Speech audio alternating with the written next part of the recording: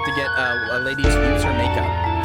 My favorite is this guy down here. She seems like such a sweet old dear, making me tea and all, but I need to fix the boiler. Next thing I know, the get here, she's bricks me out.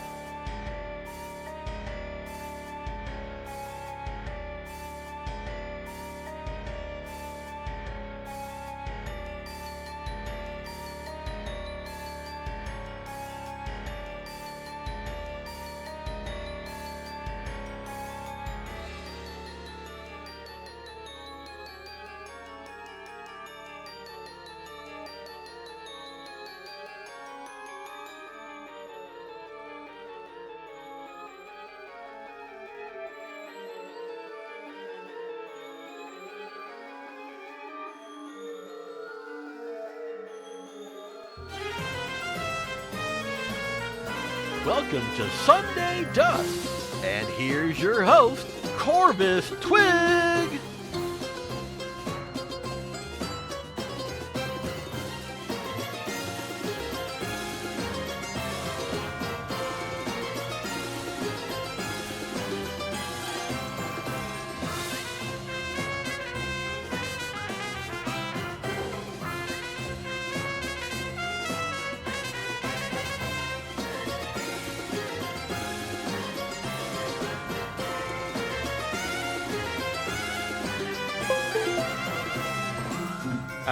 Okay, there we go. My mic got unplugged.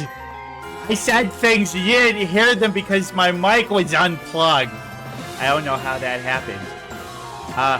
Oh god, what do I do now? What do I do now? Somebody help me, somebody help me. I don't know. We got all of Kyria's guests in here, all of the raiders, all of the wonderful, awesome people who are raiders, and they didn't hear much. Ow! And now somebody threw hentai at me. Oh god, it's a disaster. It's a Halloween disaster. Ah! Squishy. Squishy. No, we're good. Welcome everybody to Sunday Dusk. I am your host, Corvus Twig. If you don't know, I am a crow. A spooky, evil, dangerous. No, I'm just a goofy crow. I'm just a goofy little crow. And this is my show, Sunday Dusk, on which I read you the news. I interview a cool VTuber. I tell you about a bird of the day. And then we do something else fun with the guests. Oh, it's a great show, and we're so glad to have you all. So thank you, everybody, for tuning in today. We got a great show lined up for you today. Well, I think most of you know who my guest is today because, well, you're watching her channel and you raided in. So welcome, Raiders. And yeah, don't worry, you're going to see her again soon. And Gaxico, thank you so much for the free sub. Oh, appreciate that so much. I got such great viewers, and hopefully all y'all, I hope y'all become viewers too, because we do a great show here on Sunday Dusk, and our only goal is to entertain you. Oh. We got a hype train going. Hey, keep that rolling. I won't mind that too much. Thank you so much. We got a great spook. Okay, Rodney, I think you can cut the music now. It's kind of still go. Thank you. Thank you, Rodney. Okay, thank you. Thank you for the follow. Still just a rat in my cage. I mean, despite all your rage. Dyfed also resubbing. Thank you so much, Dyfed. Oh my god, thank you so much, everybody. God, our show's off to a great start. We got a really good show. Like I said, we got a really good show today. It's been a great weekend though. My yard is looking super spooky. I got lots and lots of decorations up, and I just got a couple little more touches to do. But I'm gonna be recording a video sometime this week, and so I will be playing that video on next week's Sunday Dusk, so be sure to tune into that if you want to see an awesome Halloween, or just, I'm probably going to post it on all the socials too. It's my video. It's my video, my decorations. Oh, I go all out on the decorations. 12-foot skeleton? Yeah, I got it. Giant-ass spider on the roof? Yeah, I got it. Scarecrows? Yeah, I got it. The Raven Lord from Spirit Halloween? Oh, yeah, you better believe I got that. It's a good time. It's my favorite time of the year. It's the most wonderful time of the year. Everything is all spooky and creepy and kooky and filled with great fear. It's the most wonderful time of the year. And hey, do you like really spooky stuff? Because on Sunday the 29th, 3 weeks from today, we are going to have the 3rd annual Corvus Twig Spooktacular. And it's going to be a day full of spooky games and VTubers reading spooky stories. It's gonna be great stuff. It's gonna be a lot of fun. So I'm hoping to spooky, spooky, spooky, spooky, spooky, spooky, spooky, spooky, spooky, spooky, spooky, spooky, spooky, spooky. Spooky, spooky, spooky, spooky. A song that was written for the Spooktacular 2 years ago by the talented and amazing Crow and Chroma. Yes, we love the spooky, spooky, spooky, spooky. Well, I suppose we got to get this show going proper. And I always start this show proper by telling you a little bit of the news that maybe you didn't hear about the rest of the, the news that maybe got past you a little bit. Little weird news stories. All right, we got. I should probably move my twigs in the way. Let's go down here a little bit. All right. Well, my first story tonight is a tale of crime. A crime caught on video. The crime was not a serious crime, thankfully. The crime was speeding. Driving too fast down the road. And a speed camera caught the perpetrator in action. And we have photographic evidence of this perpetrator committing this heinous crime. As this dog. His dog behind the wheel. So this actually happened in Slovakia. And a traffic camera photo, there's a dog that was caught behind the wheel of a speeding car. And, police joked in the post that the brown dog was on the lookout for deer, and officers ruined its hunting plans for the day. Yeah, it's BMW drivers, am I right? Wait, is that a BMW? That's not a BMW. I don't know what kind of car that is. But, oh my God, I got that reference, Divehead. I got that reference. Well, it turns out what actually happened is the dog was not driving the car, but the owner was speeding, and it happened to be that right when they passed the speed camera, the dog had climbed into the front seat and, was jumped on their lap. And, the dog was in the owner's lap while they were driving, and the owner says, "Oh no, he jumped right in right at that moment." But police are suspecting that the guy was just letting the dog ride in his lap while driving, and we're quick to point out, hey, don't do that. And I'm actually gonna do a little PSA here. I love dogs. Dogs are precious, dear friends. You shouldn't have your dogs in the front seat. They should be in the back, and there should be some way to properly secure them. They're just like people. They should be buckled up. And I know that's not always easy with a dog, but there are certain ways to restrain a dog where they are comfortable and safe. And having them in the front seat it's not a good spot to have them in. So please protect your dogs, because if you get into an accident, you want to make sure that even in a low speed accident, somebody who's not secured can really hurt yourself and a bunch of other people. So let's work on doing that. Always buckle. Always. Yes. Thanks, Dre Freight. So thank you to Ben Huber from UPI for his article, "Dog Caught Behind the Wheel of Speeding Car in Slovakia." Now, our next story is another story of crime. A story of smuggling. Trying to get contraband across international borders. And boy, this contraband, well, it stinks to high hell. Because it's poop. Not any kind of poop. Giraffe poop. Giraffe poop was seized at a Minnesota airport, at the Minneapolis-St. Paul International Airport. A woman from Iowa was on a trip to Kenya and flew in from Africa and landed in Minneapolis Airport and tried to bring a box full of giraffe poop through customs. And they were stopped because it turns out you probably shouldn't bring poop through international things. Now you can do it. If you obtain a veterinary services permit, you can get a proper permit to transport. This person did not have to do it. And in fact, what this woman was planning to do with the giraffe feces was to use the excrement to make a necklace. You heard that right. Giraffe poop jewelry. I don't know how. I don't know why.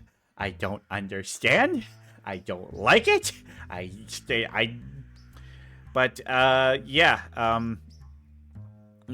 the thing. It's just like, this poop is not sanitary. This poop could contain all sorts of worms. Like, it could contain some invasive species worms and stuff. It's just, it's not a good idea to bring, biological matter from country to country, especially feces.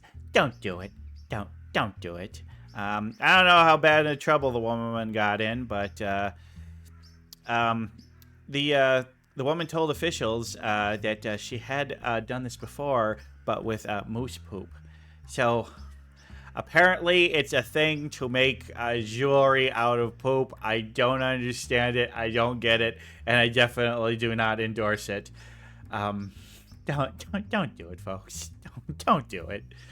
So thank you to Aliza Chason for their article, Giraffe Poop Seized at Minnesota Airport from Woman Planning to Make Necklace Out of It.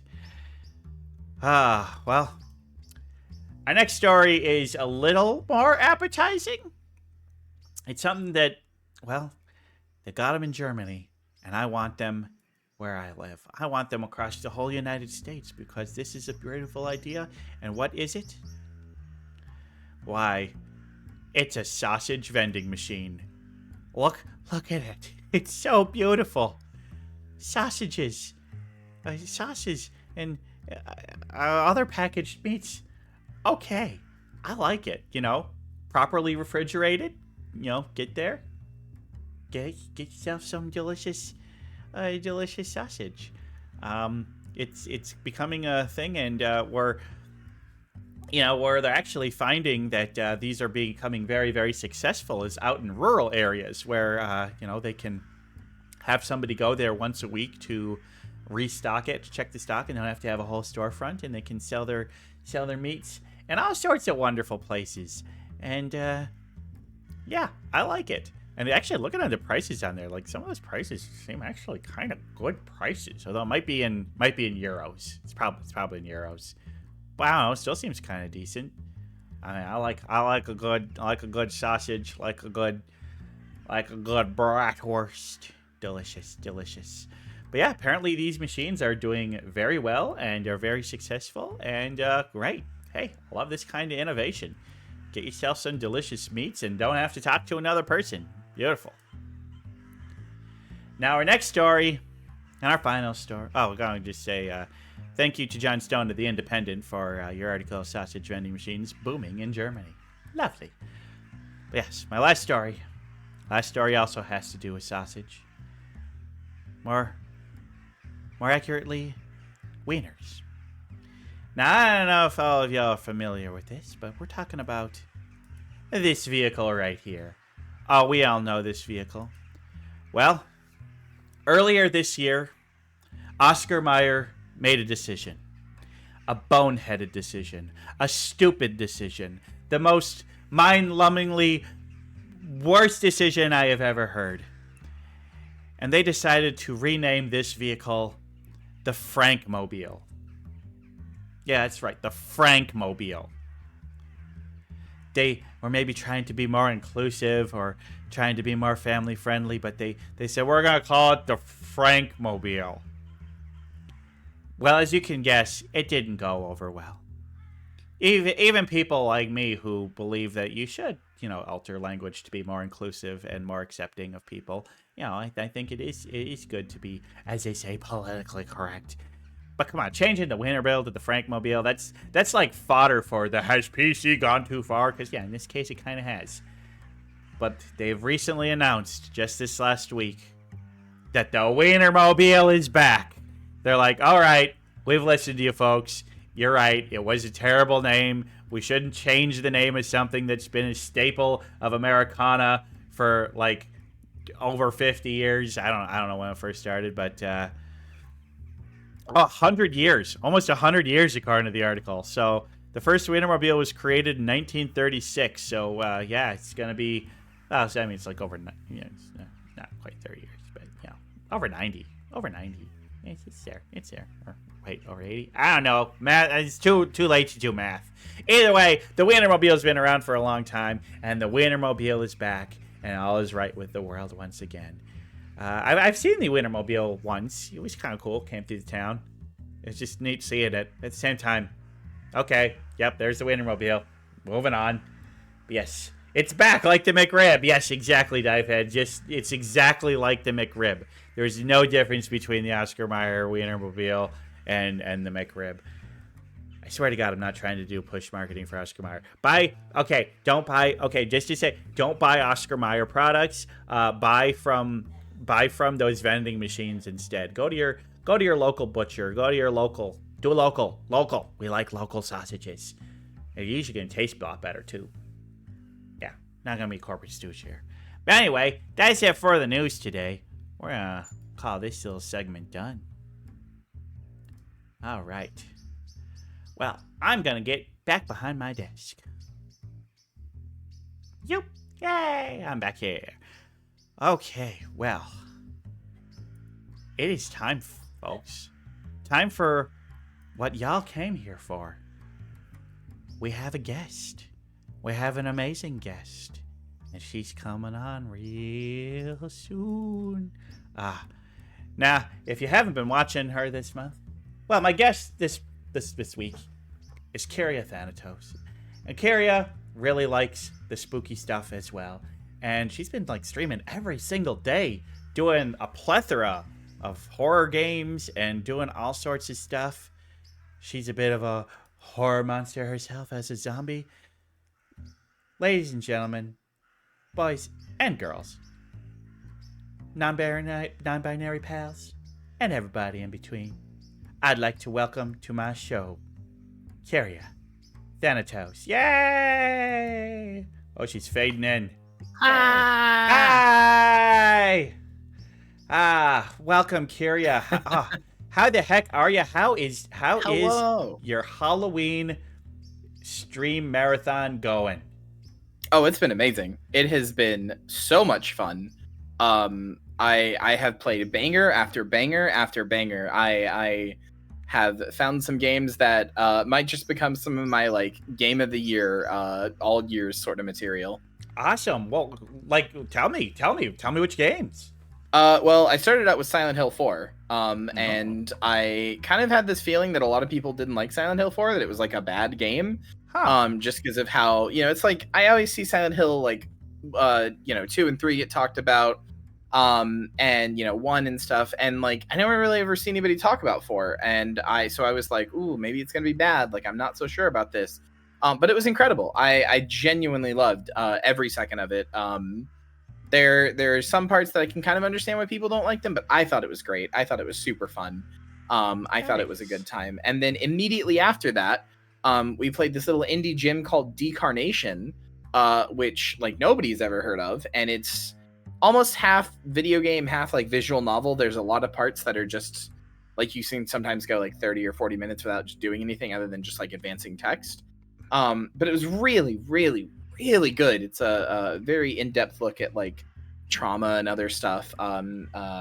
Just really, really good. Something I really like about horror in general is just how much you can explore all sorts of different like stuff with it. Like, you can explore trauma and other topics like that with it. And I find that really cool and really interesting. So whenever something does that and does that really well, I'm like, whoo, my favorite. Oh yeah. I mean, you're absolutely right about horror being able to like explore parts of humanity that other genres don't do. And I think horror often gets like wrongly maligned as being just gratuitous violence when it's so much more than that. So many people think horror is just like the Saw movies or like Jason Goes to Space or something like that, and it's just gore and nothing else. And it's like, I've had like my whole outlook on life and like my understanding of life change dramatically just from like really good horror movies or really good horror games and stuff, right? Like I beat Silent Hill 2 years ago, and I still think about it every day. Like unironically, every day I'm like, man, that is a deeply affecting story, Yeah, 2 is definitely the one that of that series that gets held in the highest esteem for sure. For sure. I'm really surprised there's not an HD remake of it, to be honest. Well, they're doing one. They're doing the remake by Bloober Team, which I am not excited for. I am very worried about it. Yeah, it's just like, please make it like modern without changing what made it good. I mean, it's the people who made the Medium. So if you know anything about that game, I don't know how well it's gonna go. Not familiar, but I'll trust you on that one.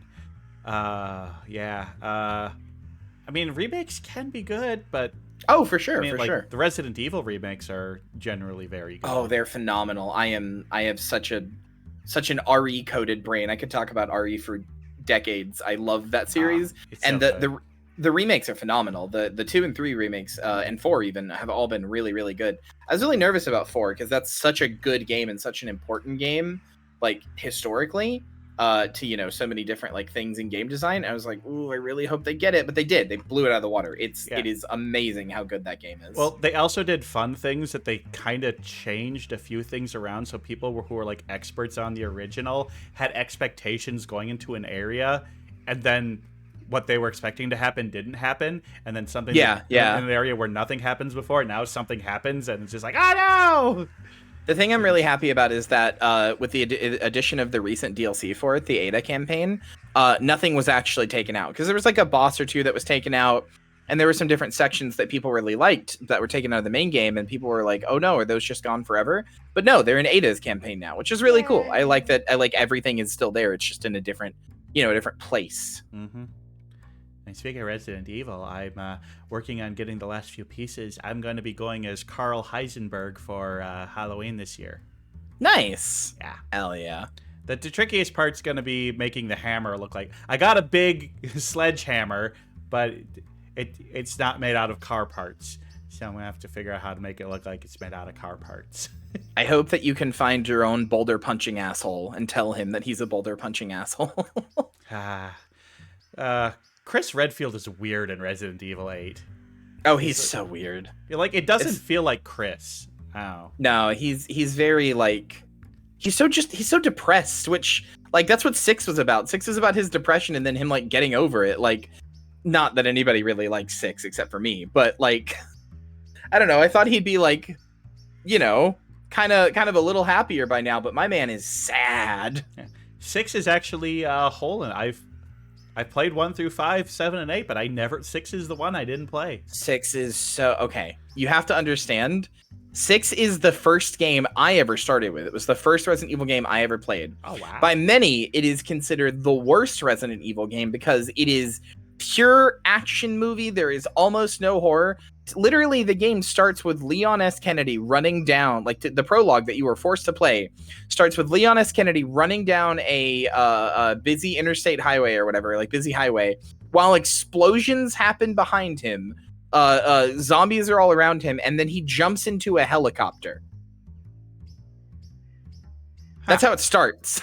Fun. Yeah. And then later in Leon's campaign, you have to do that whole thing all over again. Jesus Christ. It's not a good game, but I love it so much. I can see kind of why they did a 180 with 7 then. Yeah, 7 is so different. It's super Call of Duty. It's super. It's like if you can just turn off your brain and enjoy the dumb fun, it's really fun. But as like a Resident Evil game, it's really bad.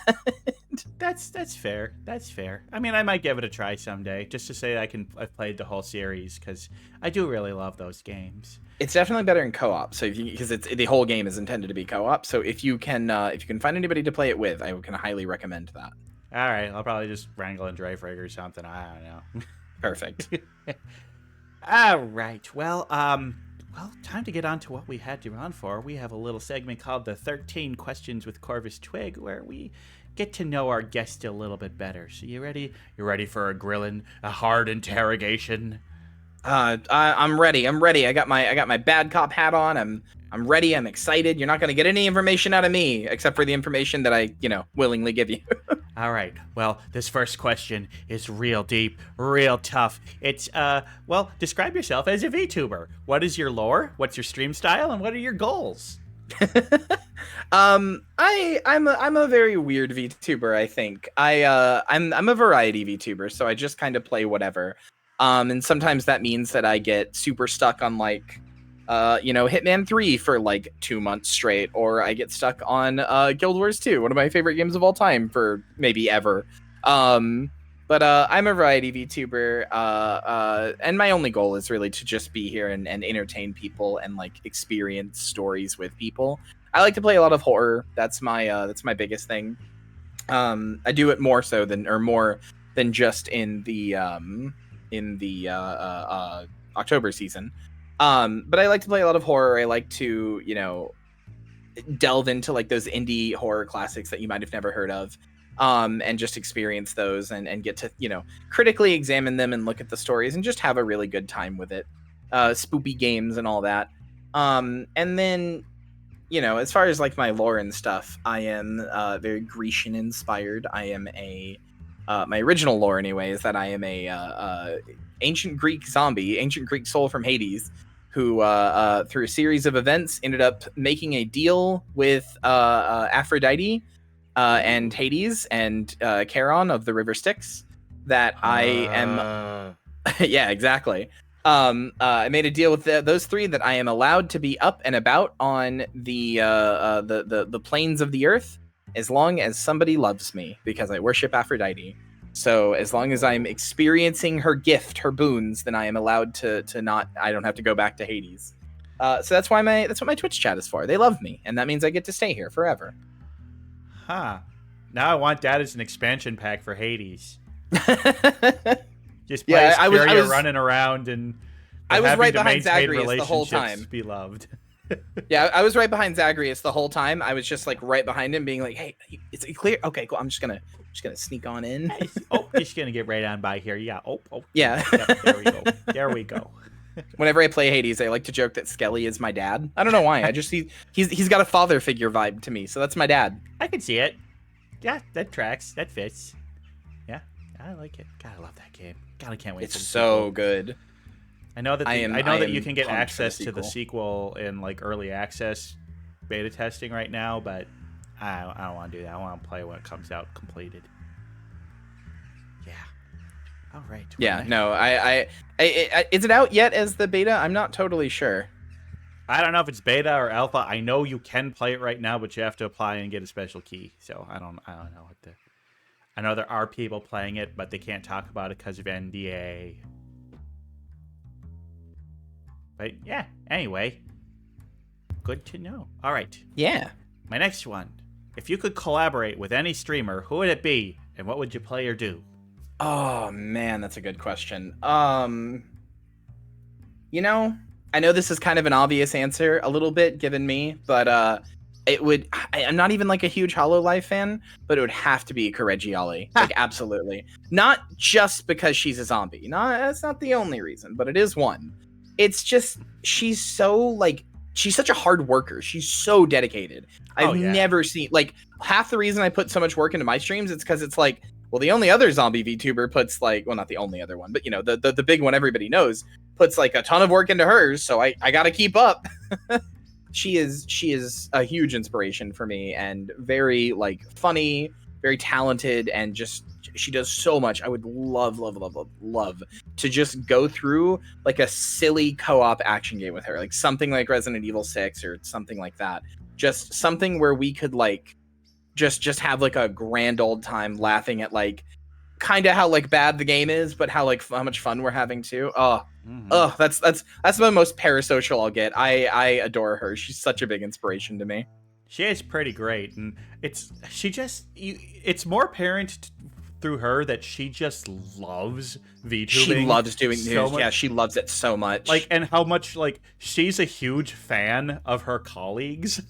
Yeah, she's always hyping up her colleagues like to a huge extent. It's so cute. I love it.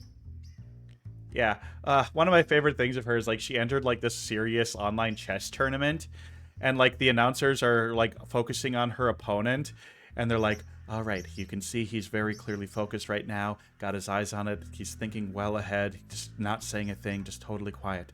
Now let's cut over to Ollie and see what she's planning. And she's going, pop, pop, pop, pop, pop, pop, just like making little pop noises with her mouth. She's so good. And I think she ended up winning the game too. She's just like, just gonna be silly. She's incredible. I love her with all of my heart. She is like, honestly, she's a pretty big inspiration to me as well for the I can't do the pop. I tried. No, I can't do it. I have a beacon. I can do it. Come on. She's a pretty big inspiration to me as well, because like something I have a lot for myself, and this is kind of when I said like my original lore, is I have a lot of Kyrias. Like, this is not how I normally look. This is my October event outfit thing. Last October, like originally I had my 3D model, and then the first October that I streamed, I got my 2D model.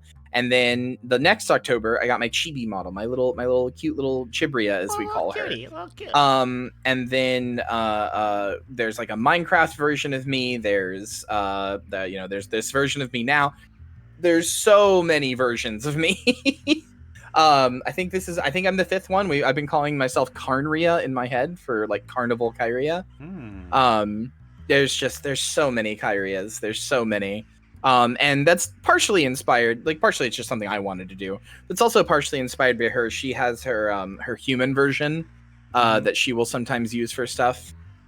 It's a whole thing, and yeah. So my answer to this has to be her. Like I hate to play favorites, but like she's just such a big inspiration to me. And playing a zombie game is just so fitting. Yeah. Mm-hmm. It would, like, honestly though, it's kind of a toss up. It would have to be either her. Like she's like hugely up there. The only other one that I can think of that's as much of an inspiration to me is Iron Mouse. She's so cool to me. Partially because she has talked about being disabled and stuff before, and I am as well. Not the same way she is, not physically, but I am also disabled. And so like, you know, just knowing how much she does and everything that she like, you know, is able to accomplish while still, you know, having that is so cool. It makes me love her content and love her so much, and like, oh god, it's a toss-up between those two. I have no idea. It's an inspiring story of her mother having to be her caretaker, and like, you know, she just is like, well, you can't get a job, but well, here's a computer, go have fun. She's like, I'm going to use my computer to do something, and then a couple years later she bought her mom a house. Yeah, I know, right? It's so sweet. It's so sweet. Yeah, it's one of the sweetest stories. Yeah, she's just a total sweetheart, and couldn't be happy for any of the people who've made it super big. Couldn't have happened to a better person. Yeah. Except for me. Yeah, I'm a better person. right. You know, but it didn't happen to me yet. So yes. All right. Wow, that's a very good answer. I like that. All right. So this one, what game has the most hours played on any of your devices? Oh, that's easily Guild Wars 2. Easily. I have... Next is probably Dota 2, which is... Ugh. But sorry to hear that. Yeah. Right? Yeah, no, it's gotta be Guild Wars 2. I have setting close to 3,500 hours in that game. I adore that game. I have been playing it since launch. It is just one of my favorite games of all time. It is an MMO that doesn't totally feel like an MMO in a lot of ways, and I love it for that especially. But it's also just like it has so much cool lore and so much interesting stuff in it. I'm just such a big fan of it. Neat. Yeah. Well, MMOs. It's like if I ask this question, if the person has played an MMO, it's gonna be that MMO. Yeah. Basically. Yeah.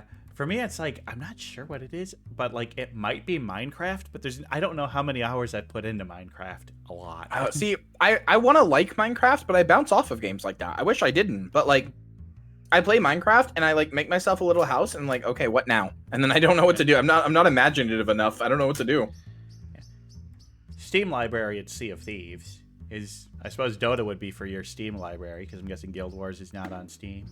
Yeah, it's only got on Steam recently, so yeah, it's not quite as high on Steam. But yeah, on my library, it's got to be Dota 2, because there was a period of my life where I just played nothing but Dota 2 for like 2 years.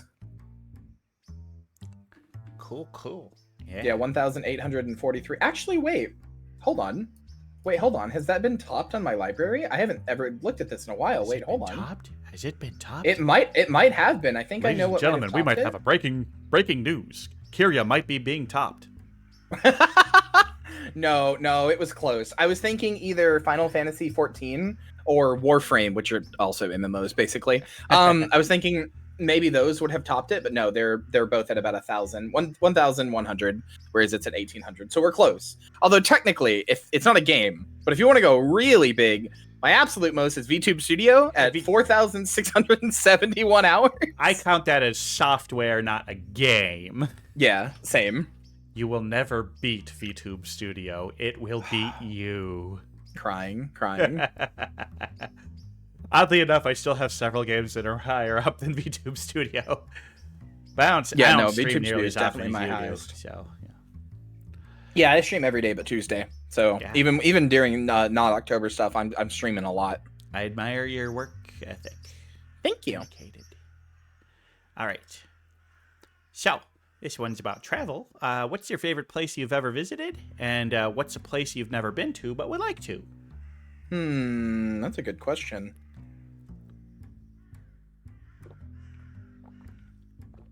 I think, thinking about it, my favorite place I've ever been, and I haven't been that many places, at least outside of the US, but my favorite place that I've ever been to is probably the UK, just like in general.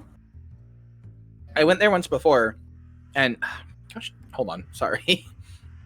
There we go. I went there once before, and it was a really good time. I had a really good time there. I didn't do any of the touristy stuff. I didn't like go see Big Ben or any of that stuff. It was just cool to like see another culture and see another like way of life, even if it's not that different from ours, because we're both like, you know, pretty Western, like first world white dominated countries. But like, so it's just cool to see something outside of, you know, what I normally see. If I could go anywhere though, Well, the UK is home to the greatest cuisine in the world. True. Indian cuisine. You know what's funny? A lot of people say that people in the UK can't cook, and I don't know if this is more of a indictment on me or if it's an indictment on people from the UK.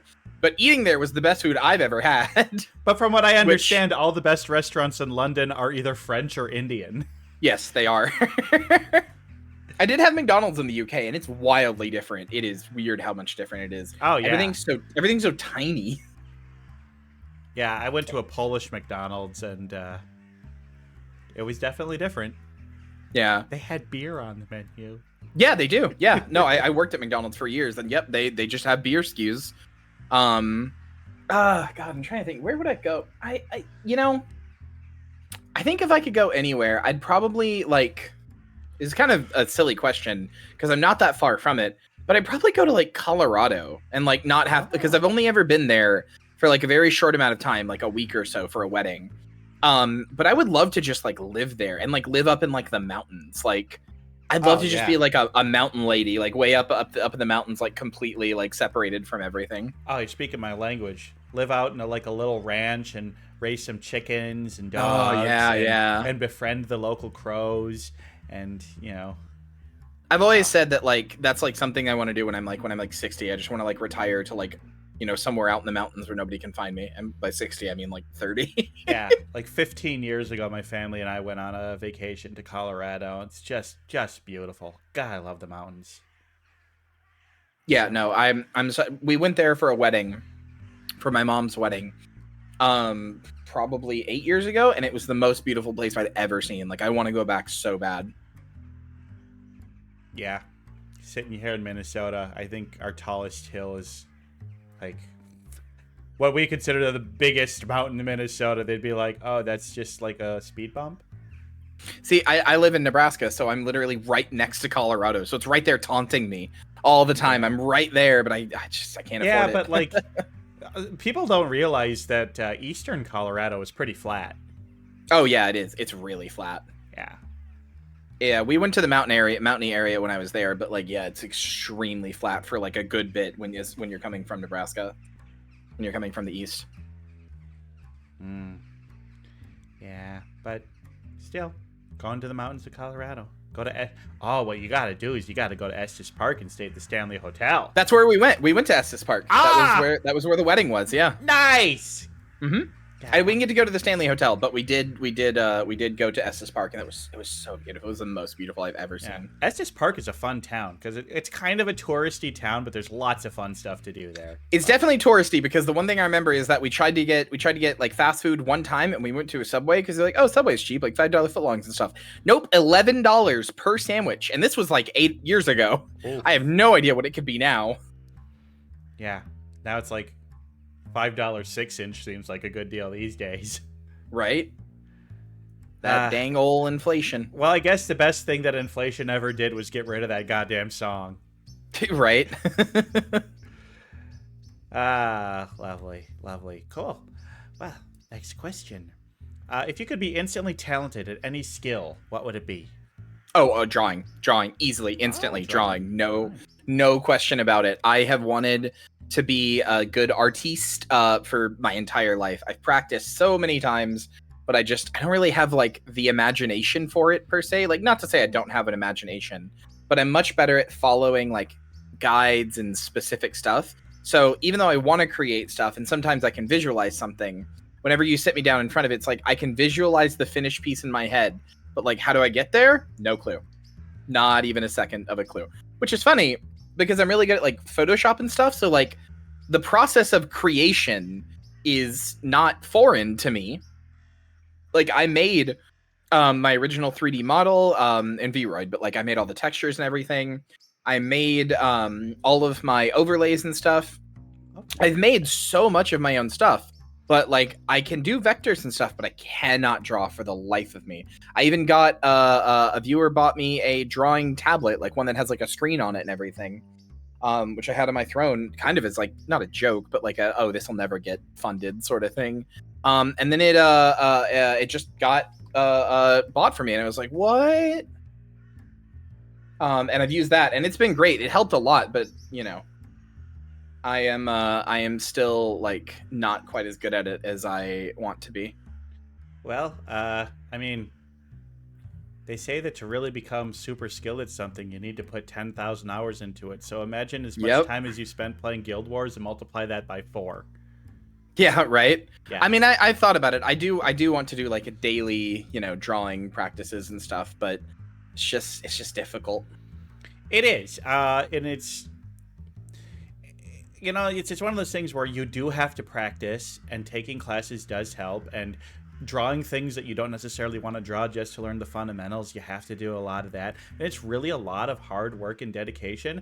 But let's be honest, some people are just naturally better at it than others and pick it up a little bit more quickly. And it's understandable. It's just like, yeah, you've put the work into it and it's not coming quite how you want. And, you know, that's okay. But yeah, to be able to draw just so, like, there's some people I know that are just so amazing and they can just like whip out something amazing looking in 10 seconds. So like, I know it's insane. It's insane. How do they do that? I will never understand for as long as I live. The artist I work with a lot, Maki, will just like, I'll like make a joke on stream and then like 30 minutes later, there's like a full like sketch of me doing the thing or whatever. And I'm like, how did you do that? It's really amazing. Yeah, it's just, yeah, drawing is one of those things where you gotta have some natural talent and aptitude, but you gotta put the work in. And yeah, it would be amazing to just be, hey, I'm just good at it instantly without having to put any of that time and work in. Yeah, it'd be great. It would be so nice. Yeah, another person who answered this question, and I think I always love it. It's always something creative. Everyone wants to sing or make music or create art, and I love that. Nobody's saying, I wish I was really good at stock trading. Right? Yeah. I like it. Well, I mean, I'd love to see you do some more art. I'd say still stick with it, especially work on that digital thing, because digital art is so great. Because yeah, digital is a lot better for me. A lot of people are like, oh, like I've seen so much art advice where people are like, oh, you have to start physical, you have to start with paper, you have to start with pencil, like that's where you have to learn your basics and fundamentals. But the problem is, like, I'm autistic and I have ADHD and like I have a big need for perfectionism as well. So like whenever I have to like if I have to draw, there's a website actually called Drawbox, which is supposed to teach you how to draw. Every time that it's like, oh, draw a box, you know, then erase it, then draw it over again, it's like I'm gonna keep seeing the ghost of what I erase and stuff like that, unless you have like a really good eraser. Like, just the imperfections of paper really get under my skin and will make me stop drawing way faster than anything else. So like digital helped me a lot. I like I said, that's why I'm really grateful I have that tablet. Digital helped me a ton, but I am still by all accounts a big novice. Well, and also physical drawings don't have something very, very important. The undo button. Exactly. That's what I'm saying. I can't handle life without an undo button. We love the undo button. I kind of disagree with those people that say that you need to start with physical. I mean, I started with physical, but I think you can start with digital. But I think I think you need to start like, okay, you're starting off digital. Great. But like, you'd still need to start off by doing figure drawing based off of real people. And like, all these people are like, I want to draw anime, and they just go straight into trying to draw anime characters without learning any of the fundamentals of anatomy and figure drawing. And it's just like, guarantee you, 100% of your favorite mangakas started off drawing off of figure drawing and real life drawing. You know, Yeah, the medium absolutely. doesn't matter, but there's still a lot of skills you need to do. And something that Hasio was saying earlier, it's just like, well, you got to learn to draw something that you see before you can draw something that you imagine. So it's like, yeah, learn to draw from real life, but you could use a tablet for that. It doesn't matter if you're using a tablet or using a piece of paper, but there are certain and I think a lot of people, when they started, they think digital doesn't work because they don't start doing those fundamental lessons that you would do on paper with digital. They just go straight into, I think the most important thing, more than anything, is you have to start. Like that's the thing. Oh, yeah. You have to start and you have to keep going. I think a lot of people get so lost in the sauce about how you start and how you do XYZ. And it's like, no, you just have to start. You just have, there has to be work put in on the fundamental basic level, like you're saying. If you don't go there, it doesn't matter if you buy the world's best pencil and the best paper or the most expensive drawing tablet. Like you're not going to get anywhere. You have to start and you got to stick with it and you got to do your fundamentals. I'm just not good at sticking with it.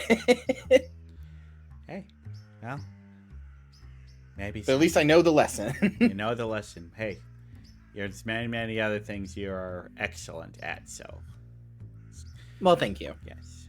All right. So, what's the biggest thing that you geek out about? Oh my god, Resident Evil. Resident Evil and like horror. But like extremely Resident Evil. Oh my god. I only got into Resident Evil like 2 years ago. But I could talk about it forever. There is it's the funniest. It's so good. It's so good. What's your favorite game in the series? Oh, 6. It's got to be 6. It is. You got to be the only person I've ever talked to that says that.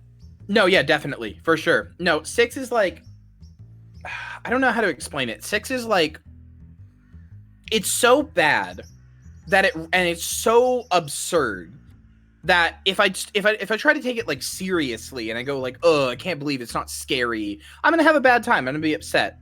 But like, if you take like, I think part of the reason I can't believe it's so not much, scary, like the margarine knockoff of Resident Evil. yeah, exactly. There's actually a game series like that on Steam called Ebola, which is like it's like a really bad Resident Evil ripoff. It's funny. No,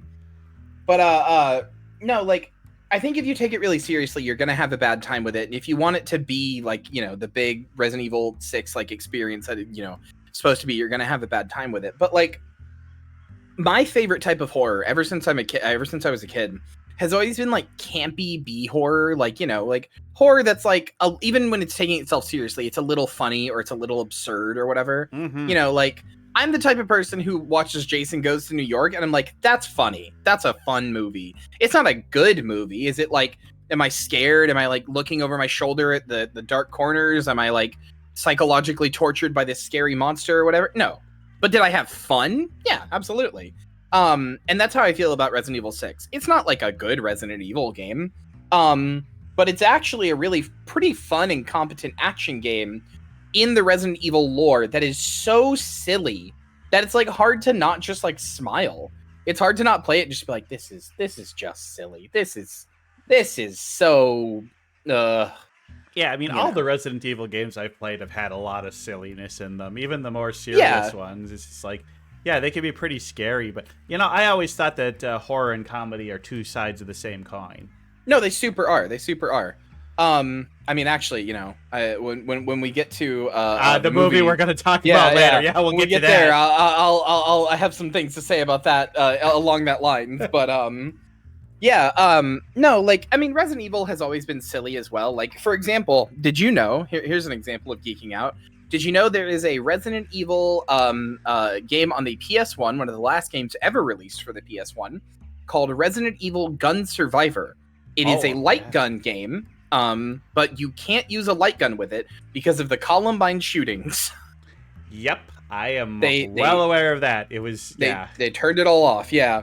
What I think is very funny about that game is there is the guy you play as, Ark Thompson, he can't, or like, he like takes out multiple tyrants, these like Mr. X dudes that are like so difficult for every other Resident Evil protagonist to take out. He takes out multiple, no problem, making him one of the like canonically strongest Resident Evil characters. And then later on in the series, or later on in the game near the end, when he gets all his memories back, since the plot is he doesn't remember who he is, and he finds a name tag and goes, "Oh, I must be Vincent." And then Vincent is like a murderer. And he, as opposed to ever stopping and thinking, maybe I didn't do all these things. Doesn't sound like something I would do. He instead just goes, "Wow, can't believe I did all those things." It's like, all right, dude. Just because you found a name tag? All right, sure. Like... But right at the end, he goes, now I remember, my name's Ark. I'm Ark. And my best friend, Leon S. Kennedy, was on his way to save me.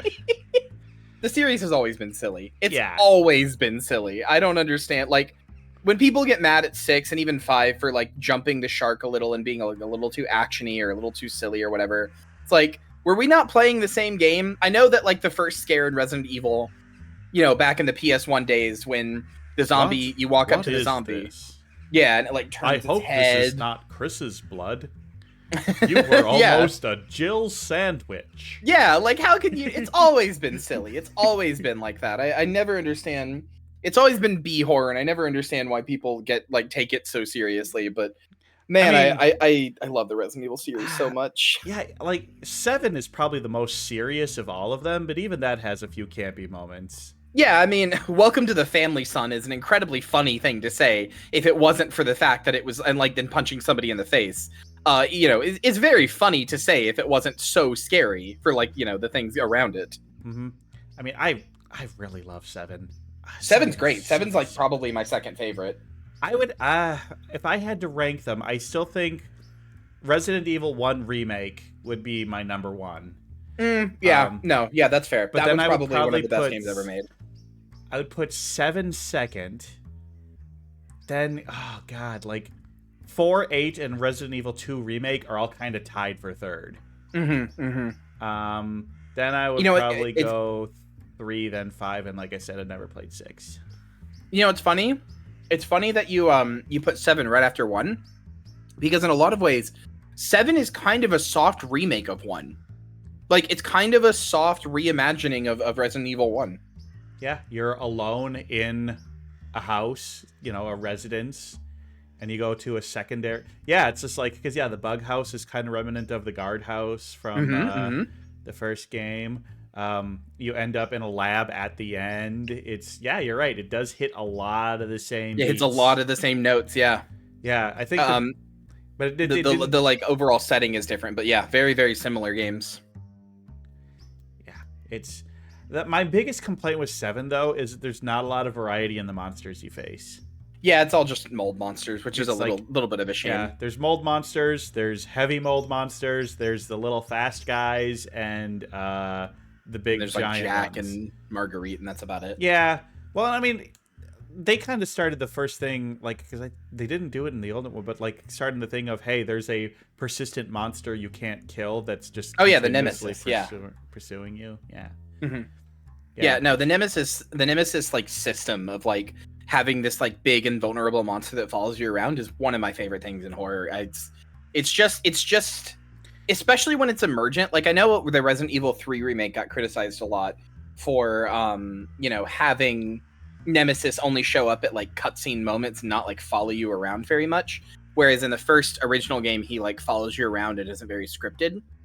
And, like, I can understand that complaint. I don't totally agree with it. I really like the Resident Evil 3 remake, mostly because I think Nemesis, ironically, despite being the namesake of the system that, you know, so many other games would use, I think he should have big cinematic moments. He is big. He is scary. He should be this big threat that, as opposed to, like, you should always feel like he's following you around, which your first playthrough, I feel like it's reasonable to say you do. I think most people I've seen feel like he's always there. Because he could pop out at any moment. But I personally like that he has, like, you know, he's more scripted and more shows up in these, like, very cinematic, very scary moments. Whereas somebody like Mr. X or Jack or whatever, you know, I have always really liked that they, like, you know, they're always following you around. You never really know what they're doing or what's going on. It's Or if you're it's the never internet, really quite clear. you seek out Lady Domitresque so she can dom you. Yeah, exactly, do that. exactly. I'm a big fan of that type of horror and that type of character. And Resident Evil is where it started, so I've always loved it so much. Yeah, it's always just like, how can we introduce Michael Myers to our zombie game? Right? Yeah. It's funny because like I said, I only just got into Resident Evil 2 years ago. So like I feel like I've played it my whole life at this point because I know so much and I played so many of the games. Yeah, but now I'm gonna find out that Resident Evil 8 came out like 6 years ago or something. No. However, there are a bunch of like weird, obscure Resident Evil spin-offs. There's like Game Boy games. There's PS2 games that are effectively Left 4 Dead before that like existed. Mm-hmm. They play very similarly, except they've got like Resident Evil mechanics, but like they're very similar in a lot of ways. There's Code Veronica, which is like Code Veronica. Oh, that game is something else. I think it's funny that there's a lot of passwords in the game, and the final password in the game you need to enter is Veronica. Right? Like you never tried that one? Yeah, Outbreak. Yeah. But like, I like it's just funny that I got into it 2 years ago because I had avoided the series for so long because I hated like tank controls and I hated like fixed camera angles. I was like, no, that's dumb. I always want to be behind my character. I always want to have control. It's dumb when I can't see something off screen or whatever. And then I played 6 with my friend, and then we played 5. 6 and 5 were the first 2 I ever played. But I played 6, and I was like, wait, this is how this series gets? Like, this is what it leads up to? And he was like, yep. And it's like, all right, cool. I have to play all of them now. I have to. And now it's like one of my biggest like autistic special interests I have. I literally could talk about Resident Evil nonstop for like probably days. And then if you let me talk about Guild Wars 2 as well, you'll just never leave. Or like Guild Wars like lore in general. That's it. You're just stuck forever. You'll never get to leave. Unfortunately, we do need to get moving on. Yeah, sorry. We got lots to do. No, it's good. I love it. I mean, I love Resident Evil as well. This is great. All right. What's your favorite activity that has nothing to do with streaming or video games? Oh, that's a good one. Oh, man. It used to be reading when I was a kid, but I haven't read a book in so long. Well, I mean, it could be like board games or card games or... Yeah. I mean, I guess it would really have to be movies. Like, I'm a really big movie person. I have a whole, like, document with, like, all, like... I got tired of tracking stuff on different websites from IMDb and everything else, so I have this whole document with every movie I've ever watched, from when I started the document anyway. With like my thought, like a detailed synopsis of my thoughts and like, like a detailed synopsis of my thoughts and stuff like that. Like movies, like cinema is probably the other like, and like media criticism of cinema is probably the other like really, really big hobby that I engage in. I'm a big fan of just like sitting down and watching a movie and then going like, what did all of that mean? Yeah, well, there's that. Have you? Are you on Letterboxd? No. I said that's the thing. I used to have a Letterboxd and IMDb and a bunch of other stuff. But I kind of got tired. Like Letterboxd is only movies, and sometimes I want to put TV shows on there as well. And IMDb doesn't let you leave quite the type of review that I like as easily viewable. So I just made my own like Google spreadsheet that I just upload or update that has like I call it my completed media tracker. So I've got like books and video games and everything else on there. But those sections are all basically neglected. I basically just use it for movies and TV shows. Nice. Very nice. Yeah, I mean, like a good movie. What's the best movie you've seen in theaters this year? Oh, in theaters this year. See, that's good. That's a good question because I did start going to the theaters this year. I didn't used to because it was kind of expensive. Man, hold on. Let me pull up that spreadsheet. I saw a lot of movies in theater this year. Let me see. I'm trying to think. What did I go to see in theaters this year? I saw Barbie. Saw Guardians 3. You know what? Asteroid City. It was probably, now that I'm thinking about it, yeah, it was probably what's it called? Beau is Afraid. I thought Beau is Afraid. Beau is Afraid is. I thought that movie is incredible. That's a movie. Okay, like I looked at like reviews for it, and it's one of those movies where about half the reviews are 5 stars and about half the reviews are 1 stars. And Yep, if I see a it's a movie with very ratings like that, polarizing I movie. know I'm gonna fucking love it. Yeah, it's incredible. If you haven't seen it, I cannot recommend it enough. I don't even know how to describe that movie. That's just, they're like, all right, Ari, we let you make 2 movies with some studio restrictions. Now you just do whatever you want to do. And maybe they regretted doing that, because that movie is that movie is, You know what? Have you seen how he describes the movie? It's one of my favorite descriptions of the movie ever. No, enlighten us. It's I can't remember the exact wording. Let me look it up. But it is it's like a story about a Jewish boy going to get milk for his mother, told in the style of the Lord of the Rings. Yeah, it's it's so apt. It's so yeah, apt. right? It's so. Oh no, yeah. Here's what he said. A Jewish Lord of the Rings, but Bo's just going to his mom's house. That's it. That's the movie. Yeah, And I love it. It's incredible. It's incredible. It goes so many places you would never expect it to go to. And you're like, oh, this is happening now. Okay, now it's doing this. This is weird. It's just the movie that keeps on giving, truly. Yeah, and yeah, it's so great. Joaquin Phoenix is brilliant. Yeah, I haven't really liked him as an actor before this, but that movie like made me cement him as an actor I really like now. Yeah. And then like everything with Nathan Lane and Amy Ryan, like I wasn't expecting those two to show up, especially since I had just gotten done watching a season of Only Murders in the Building. Oh, I love that show. I just started watching it. Oh, it's so good. It's so good. It's really good. It's hi anybody if you've got Hulu, watch Only Murders in the Building. It is amazing. It's like so good. It's like the best dark comedy like I've seen in a long time. Like, who would have thought that, like, Selena Gomez was so awesome at that kind of thing, but she is. Yeah, who thought she had those kind of acting chops, right? Yeah, and then, of course, you know, Steve Martin and Martin Short are just legends. So it's just to have those three together, it works so well. It's weird. I associate Steve Martin as, like, a movie guy in my head. So every time I see him, like, doing anything else, or, like, you know, every time I see him in a TV show, I'm like, this is weird. What are you doing here, little guy? Yeah, just recently also rewatched Little Shop of Horrors, and the most unnerving thing in that movie is seeing Steve Martin with black hair. Right? I love that movie too. That's people are like, do you like musicals? Not really. Like, are there any musicals you like? I'm like, I like Little Shop of Horrors. I love Little Shop of Horrors. All right. We got talking about Beau is Afraid. God, I love Beau is Afraid. It's probably my favorite movie of that year. I mean, Ari Aster is my favorite director of horror. Same, yeah. You know, I mean, it's pretty much become cliche to say that you love Hereditary, but I mean, it's loved for. It's hard not to. Yeah, it's hard not to love it. I always say it's a movie that makes it feel like it's hard to breathe. You know. The most horrifying thing about Hereditary is that Toni Collette did not win an Oscar for Best Actor.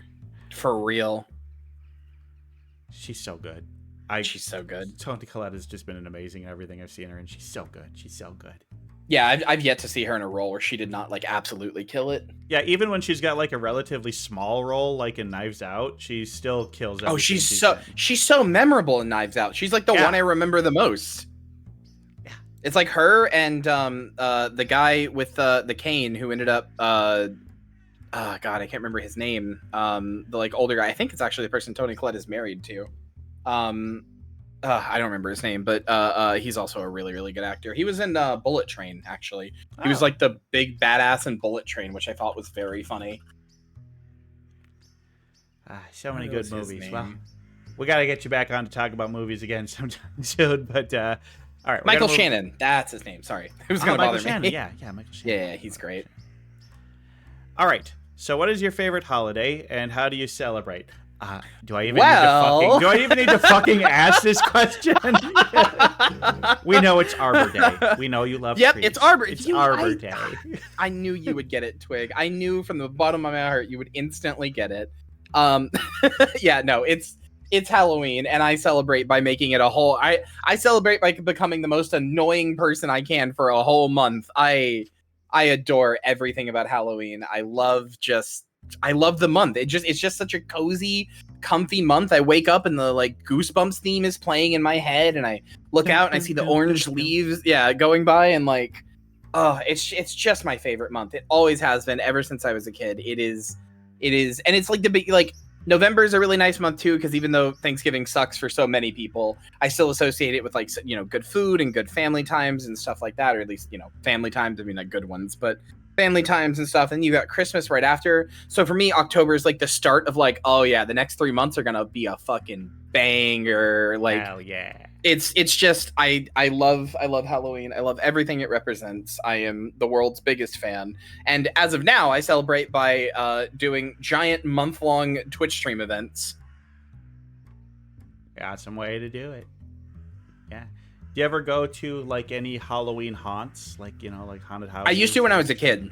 Used to go to a bunch of different farms and different like stuff like that, but unfortunately, there's not really any adult versions of that anymore around here. Around where I live, and believe me, I've tried looking. And the ones that are around here, they basically stop admitting you if you don't have a kid with you after you're 16. So, Oh no, that sucks. yeah, they're very much like meant for kids. But you know, that's too bad. I did enjoy them when I was a kid, and if I could ever go to like an escape room, like a haunted escape room or anything else like that as an adult, I would love to. But there's not really anything like that around here, unfortunately. Kyria, it's too bad you don't live near me, because about, God, is it 5 years ago now or 4 years ago? So my house, I have a house and I have a basement, and my basement is like, has a really cool layout, and I made a haunted escape room in my basement for my friends. Oh, that sounds so fun. And like, I put covers over the light switches, so it was pitch black down there. But then I had like on like a table when they first come in, there were like these little LED candles that kind of flickered like real candles, and that was the only light they had to guide themselves around. And then like there's a door. So I had like security cameras with like night vision set up and everything, and there was like a door that they would eventually have to get through, but way before they would do it, I would like sneak around to the other side of the door and like bang on it while they were nearby. That's so good. I had a cabinet that when you opened it, a string pulled out, like there's a spider that was like sitting gently, and when they opened the door, the string on the door would pull the spider out and it would swing down at the person. That's so good. I have like this like bench that's like a storage bench, and there was a skeleton inside of it, and when you lift up the thing of it, a string is attached to the arm of the skeleton, so the hand comes up at them. It's just like, I was doing all sorts of great jump scares. And then like one of the clues was like they found a VHS, and I literally made like a VHS like The Ring style thing that had one of the clues in it. It was so great. I would have paid money to be there. God, that sounds so fun. Yeah, I had so much fun with that one. Like I made a bunch of escape rooms for friends over the years, but that was my crowning achievement. Oh, it was so good. It was so good. Yeah. Halloween is the best. Halloween is absolutely the best. And yeah, I love it. God, I love Halloween to so me, much. spooky season starts the day after Labor Day and ends on Labor Day. Yep, agreed. I have some shirts that are like, oh, that's a great Halloween shirt. And I'm like, I wear this shirt in May. It's funny, too, because, like, I always see the biggest boost in my stream, partially because I put so much effort into it around October, but I always see the biggest boost in my, like, stream numbers and stuff around October. And I always have to think that, like, I always imagine, and I'm just a straw man, but, like, I'm imagining, like, somebody who comes in a stream and they're like, oh, like a zombie girl for, like, October. That's cute. And then, like, December rolls around and they're like, oh, she's just like that all the time. Oh, okay. All right. Well, I don't know if I want to watch that all the time, but every October, tons of new faces show up. Tons of people who are like, oh, a zombie girl, like for Halloween. That's cute. And I'm like, yep, for Halloween. Uh-huh. Yeah, for Halloween. And for the rest of the year, too. I see the biggest boost in numbers when I have people like you on. Aw. All right. Well, I guess there's not much. I mean, we've already talked about Halloween enough even before, and probably a lot more after this question, so let's move on. Yeah. All right. Of all the things there are to know in the world, what is a topic that you really wish you understood? Ooh. Math. But, like, not like the math that they teach you in school, not general arithmetic, like big, like, you know, advanced college level, like, you know, even like astrophysics and like stuff like that, like really big math stuff. Because like, even though, so I'm pretty sure I have dyscalculia, which is like dyslexia but for numbers. I'm really bad at them. I can't, like, part of this is just bad education as well from how I grew up. But like, I don't want to get too like depressing or anything, but like, I am not good even at just like basic addition or subtraction. Like it takes me a good minute to even just do very basic stuff that's not more than just like single digit numbers. And like despite that, I love watching like videos and like, you know, educational courses and stuff on math, on like, you know, the way that like math can be used to map and track so many parts of like you know, just the universe and life and patterns and you know all this other kind of stuff. And it's like, you know, it really truly is like the one thing that is like always around us and always like affecting everything we do. But I just have such a difficult time understanding even understanding it at even the most basic levels. So like, you know, that is something I really wish I could just like, I should go into like a Dragon Ball Z like hyperbolic time chamber and just like, all right, I'm gonna spend the next 2,000 years knowing everything about math, every single possible thing there is to know about like every type of astrophysics and, you know, quantum physics and everything. Yeah, physics is just so hard though, because it's like when you think about physics, it's like, okay, we have the basic things of like gravity, velocity, but then there's just like wind resistance and like the shape of it. Just like there's so incalculable variables. And the scary thing is like we don't even know if that's everything. That's just what we know. Like, yeah, we might just find out one day. It's like, oh yeah, turns out if you go far enough into space, gravity just turns upside down. Like, what do you mean? Oh yeah, it just does that. Yeah, gravity is one of those things that like we don't really understand it at all. No, not even. We a know little. how to measure it, we know how to calculate it, but we don't know why it do. We know that like you know, the there's like forces being pushed and stuff like that, and we can measure it and stuff like that, but we don't really understand at a base level, like, why do those forces do that? Yeah, they just do. That just happens. Yeah, it's kind of funny. Overwhelmingly, people accept gravity. Overwhelmingly, people accept plate tectonics. But there is more evidence for evolution than either of those by a giant magnitude, yet people don't believe in evolution. Right? It's always gotten to me. I think the thing that really cemented my love of math as a kid, you just unlocked like a core memory for me by asking about this.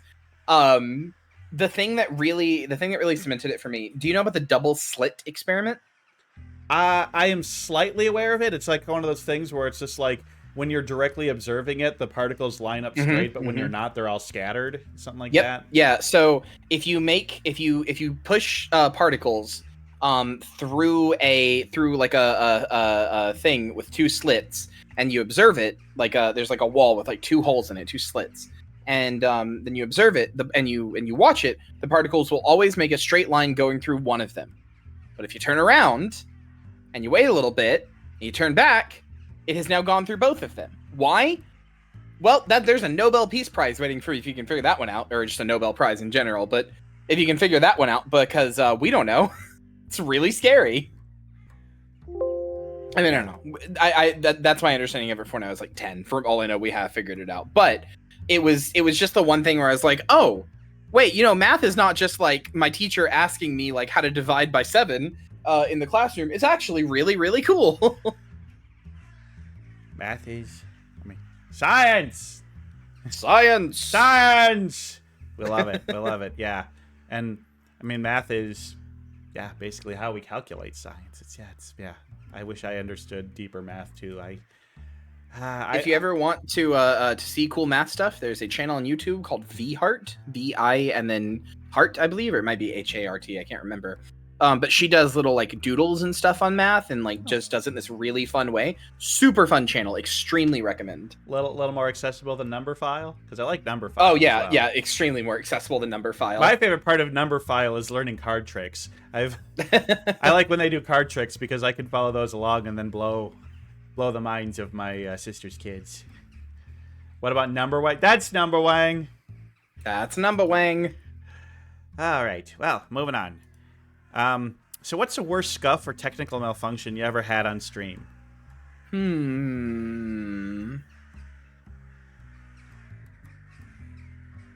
That's a good question, because I don't I take very great strides to make sure that any scuff I have is pretty minimal. You got your shit together. Yeah, I try really hard to make sure it is. I think...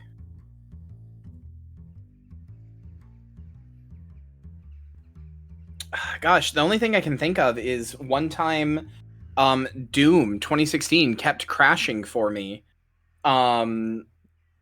So the I had in the to name, it was doomed from the beginning. I had to like verify its Steam files, and I had to do that twice because it just wasn't working.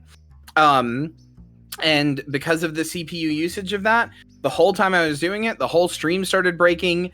And this was very early on. People started demanding like music. So I put on like the Yakuza Friday night dancing theme. And then people were like, we need dancing. So I had to find the GIF of like a dancing baby. And it was it was the whole thing. That got turned into on my channel what we call incidents, which is just where my editor Marcy and like my best friend will just like take a funny moment from stream and edit it to be like a whole thing. But that might be the most scuff I've ever had. I'm sure there's something I'm missing that I can't think about, but like I take very great strides to make sure that I do not have too bad of scuff basically ever. Unlike me, who started this very stream with their microphone unplugged. I should have noticed that when I was doing the pre-stream stuff, I wasn't hearing my voice echo from the monitor. Yeah, I've got like a stream deck, and like I have like a bunch of stuff programmed in on there so that when I press buttons it'll automatically happen. But then also I just double check and press all those buttons anyway to make sure that it happens anyway. So like I'm always like anytime there's even like a small amount of scuff, I'm like, oh god, I'm sorry, I'm the worst, I'm terrible, I'm awful. You guys should go watch somebody else. Like it really gets to me. So I'm like, I mean, I'm not like having a breakdown over it, but like I'm like, no scuff ever. So I try really hard to make sure there's never any. A little bit of scuff helps endear you to your audience. Makes you... Yeah, that's what they keep telling me. All right. So, you're stranded on a desert island, and you can only bring one movie, one music album, and one book, and that's all you have for the rest of your life. Now, this is about just what is something you can... It's not necessarily what you think is the best, but what's something that you can watch, listen to, or read over and over and over again. Not a book about how to escape a desert island. That's not the point of the question, goddammit. Right, no metagaming the question, I understand. So it would probably be my favorite movie of all time, which is Fight Club. I have watched that movie 27 times, and I will probably watch it another 27,000 before I die. So probably Fight Club for the movie. For the album, it's got to be my most listened to album, which is In the Aeroplane Over the Sea by Neutral Milk Hotel. Love that album. And for book, that's a hard one. I think it would be The Haunting of Hill House by Shirley Jackson. Yeah, that's a good one. I love that book a lot. Yeah, no, it would just be those three. Yeah, pretty concisely. Those are all like very comforting media to me that I just go back to. I mean, I know Fight Club is not supposed to be comforting, but I find it's just such a good movie, and there's so much like good cinematography and stuff to it that I have a real good time watching it every time. And I just love how many people completely miss the point of Fight Club. And it's insane. Like, it's not even subtext. It's the text of the movie. They're making fun of guys like you. Man, why'd they kill Tyler Durden at the end? He was so cool, though. Like, shut up. Yeah, it's just like, people don't realize it's like, oh, I don't like that movie. It's just all about toxic masculinity. It's like, yeah, it's about why toxic masculinity is bad. It is a criticism of toxic masculinity. It is amazing to me how many people... It's like they only watch it up until, like, like when Tyler's at his height, and then they're like, "All right, I don't need to see anymore." I get it. I know, right? It's like people who say they love The Sound of Music and have never watched the second half of the film. That is terrible. Right. Oh, we like the cute goat dancing song. And then the movie ends. And then it's over. I don't ever have to think critically past this point. Yeah. All right. I'm going to crank through these last few ones. All right. What advice would you give yourself before the first time you ever streamed? First of all, buy a better microphone. Yeah. First and foremost, my microphone was not bad. It was a very serviceable microphone, but Jesus, get a better one. There's one for $20 more than you paid for this one, please. It's really good. You're still using it to this day, please. But audio is the most important thing to do well. Yeah, it's so important. I feel like I don't know. I feel like my audio could be better. I feel like, I mean, I figured this out pretty quickly, but I would still say my biggest advice that I would have to give to myself, and my biggest advice I would give to really any streamer, is like, you really, like, what you have to understand at the end of the day, you are the product. You, right? You are the thing you are selling. Like, not to be all capitalist about it, but like, you know, if you want people to like subscribe to you, whether that's, you know, with money or follow you or whatever, right? To get people to watch the thing you're doing, you have to be a thing they want to watch. So be yourself. Don't, like, for so long, I was always pretty much myself. I didn't like try to do a character or anything, but I definitely tried to be more like say so. I tried to be more cute. I tried to be more, you know, like not quite as like, you know, openly like lewd or anything like that, or make like lewd jokes or anything like that. I was a lot more of I was like myself in like a very censored way. And I was like that for probably like 6 or 8 months. Because I was very sure that that's what people wanted. That's, you know, that's how all the big VTubers act. They're all like, hee hee, ooh, did I make a sex joke? And I didn't realize, hee hee. Yeah, oopsie, ooh, like, you know, and if that's the type of person you are, that's fine. But that's not really who I am. I'm kind of crass. I'm kind of loud. I like, you know, I laugh at dumb jokes. Like, that's who I am as a person. So if I had just accepted and embraced that instead of just like trying really hard to be like, you know, something that I wasn't, I think I would have had a better time, because at first I really did enjoy VTubing, but I was like, something doesn't feel right. You know, I really enjoy doing all this, but something doesn't feel right. And I wish I had just been myself a lot earlier on, so I could have just spent more time just, you know, enjoying it for what it was. Yeah, that's good advice. Listen to Kyria, folks. Be yourself. Just do what makes you happy. Yeah, it's good. It's good. And have good audio. Do what makes you happy and have good audio. Have good audio. That's non-negotiable. Have good audio. Well, that's the thing, is a lot of people just put streams on while they're doing something else. So if you sound like shit, and they're just not gonna want to listen.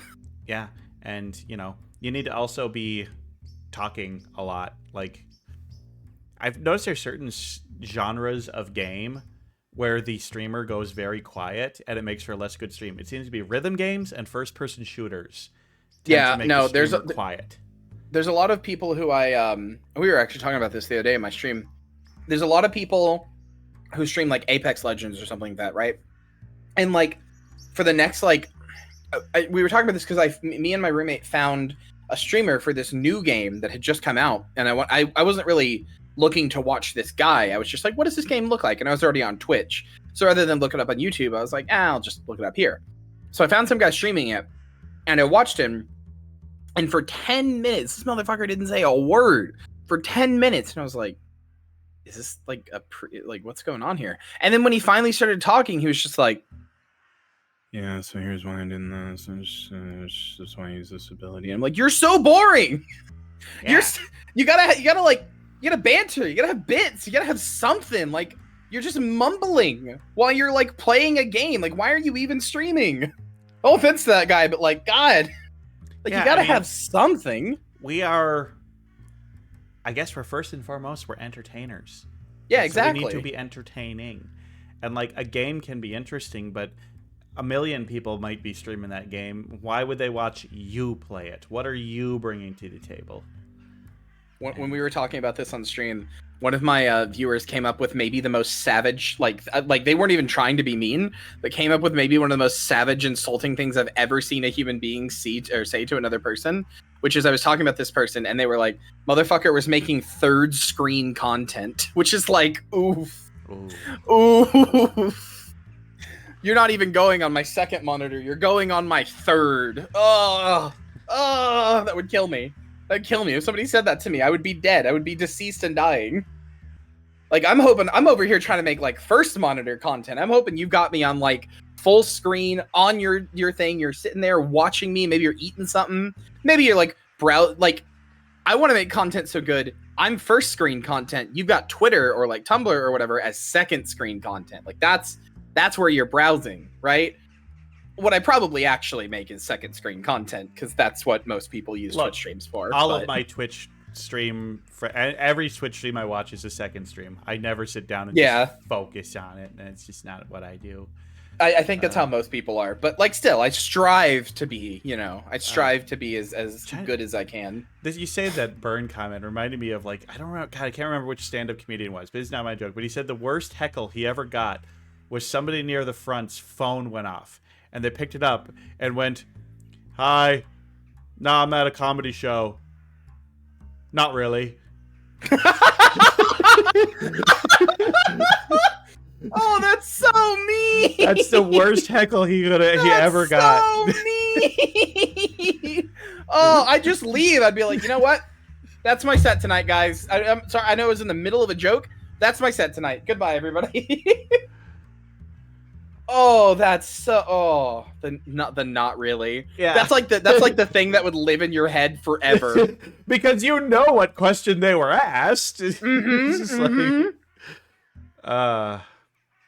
also, that's like the thing where, like, comedians don't do it. Yeah, it's so hard, and it's such a tough time for them. Unless they're like an insult comic that does like insult work with the audience, and that's their whole shtick. Unless they're that type of comedian, don't do it. You'll usually know if they are too, because they'll egg you on. They'll be like, yeah, say something, and it's like, oh, okay, well, you want me to, clearly. Like, I do improv, and like, I could never do stand up. I can't do it, even though I kind of do it in the first 5 minutes of the show. But it's different. It's different. No, I get you completely. It's tough. Well, we have one more question left, and it is by far the most important question you can be asked. Okay. This is going to be a tough one, but you need to answer it honestly and carefully. I'll do my best. What's your favorite bird? Well, I feel like... Ow! You're getting heckled. I feel like this is too obvious or easy of an answer. It's actually doves. Doves are my favorite birds. Because they're associated with Aphrodite. Any particular species of dove, or?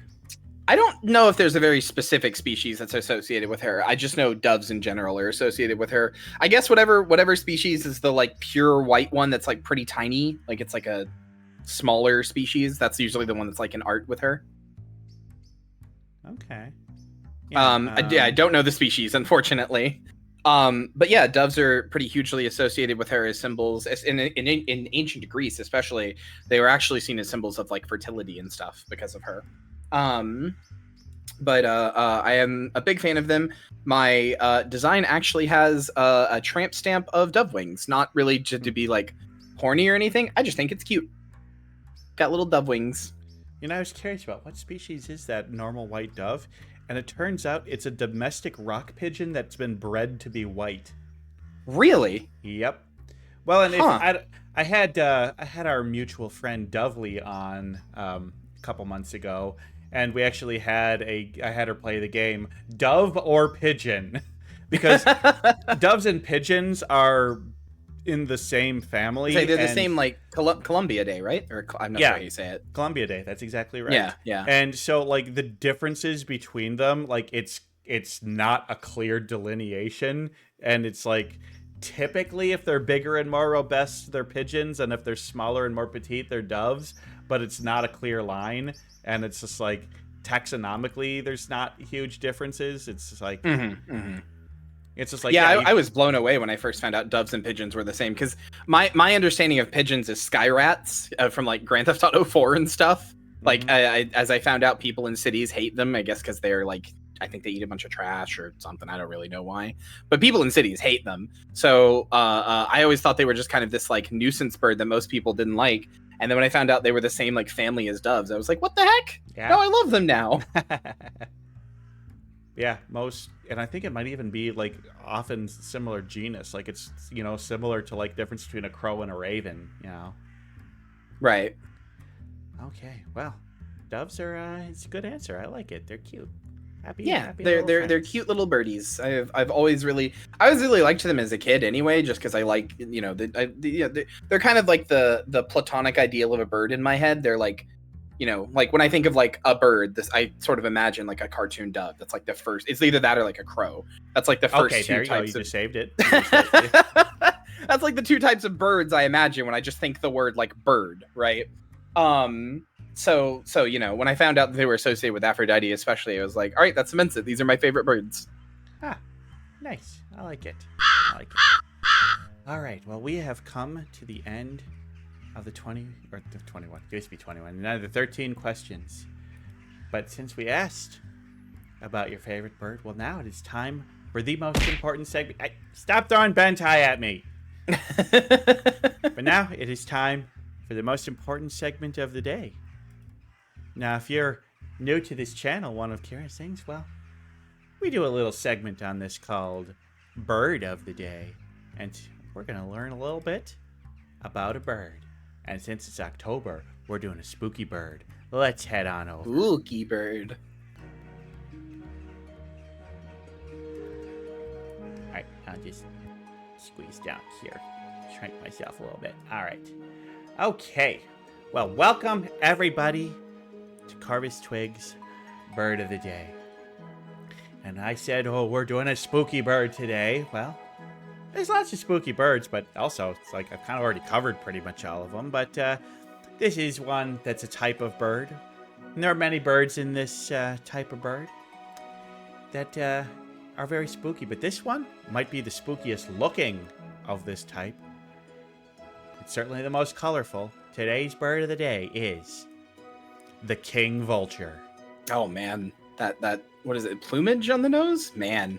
It's kind of like a turkey's giblet thing. Yeah, it's yeah. It's not plumage. It's not a feather. In fact, you know, vultures are very famously not feathered on their head, except for bearded vultures. But they're a side case, but we love them. He looks so angry. He looks so angry, staring at you. He's looking at you like you're a carcass. Oh my God, Kyria! I shouldn't have done this bird of the day with you. You're dead. Oh no! Oh no! Vulture's gonna come after you. Oh no! It's fine. I'm used to fighting them all. Okay. Yes, today we are talking about the king vulture. Let me tell you a little bit more about him. Well. Oh, he's kind of cute here. Yeah, this angle's kind of cute. Well, their eyes are amazing. Just that they're pure so bright, white. Like that. Well, it's red on white on black. Just so you have that white contrasting both the red and the black. And it's just it's stark and it stands out. It's just absolutely beautiful. And they are actually, in terms of the colors, they are the most colorful species of vulture. Really? Yes. I guess it's not surprising looking at them.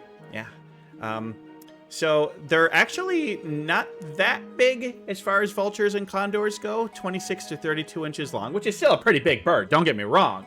But like you compare them that's still pretty massive. You compare them to their neighbors, the Andean condor, and they much smaller than the condor.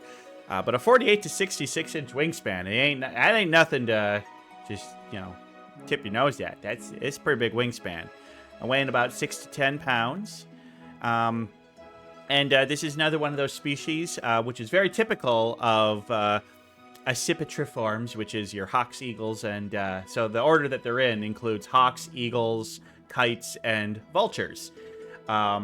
And as is typical with them, the females are usually going to be about 10 to 20% bigger than the males.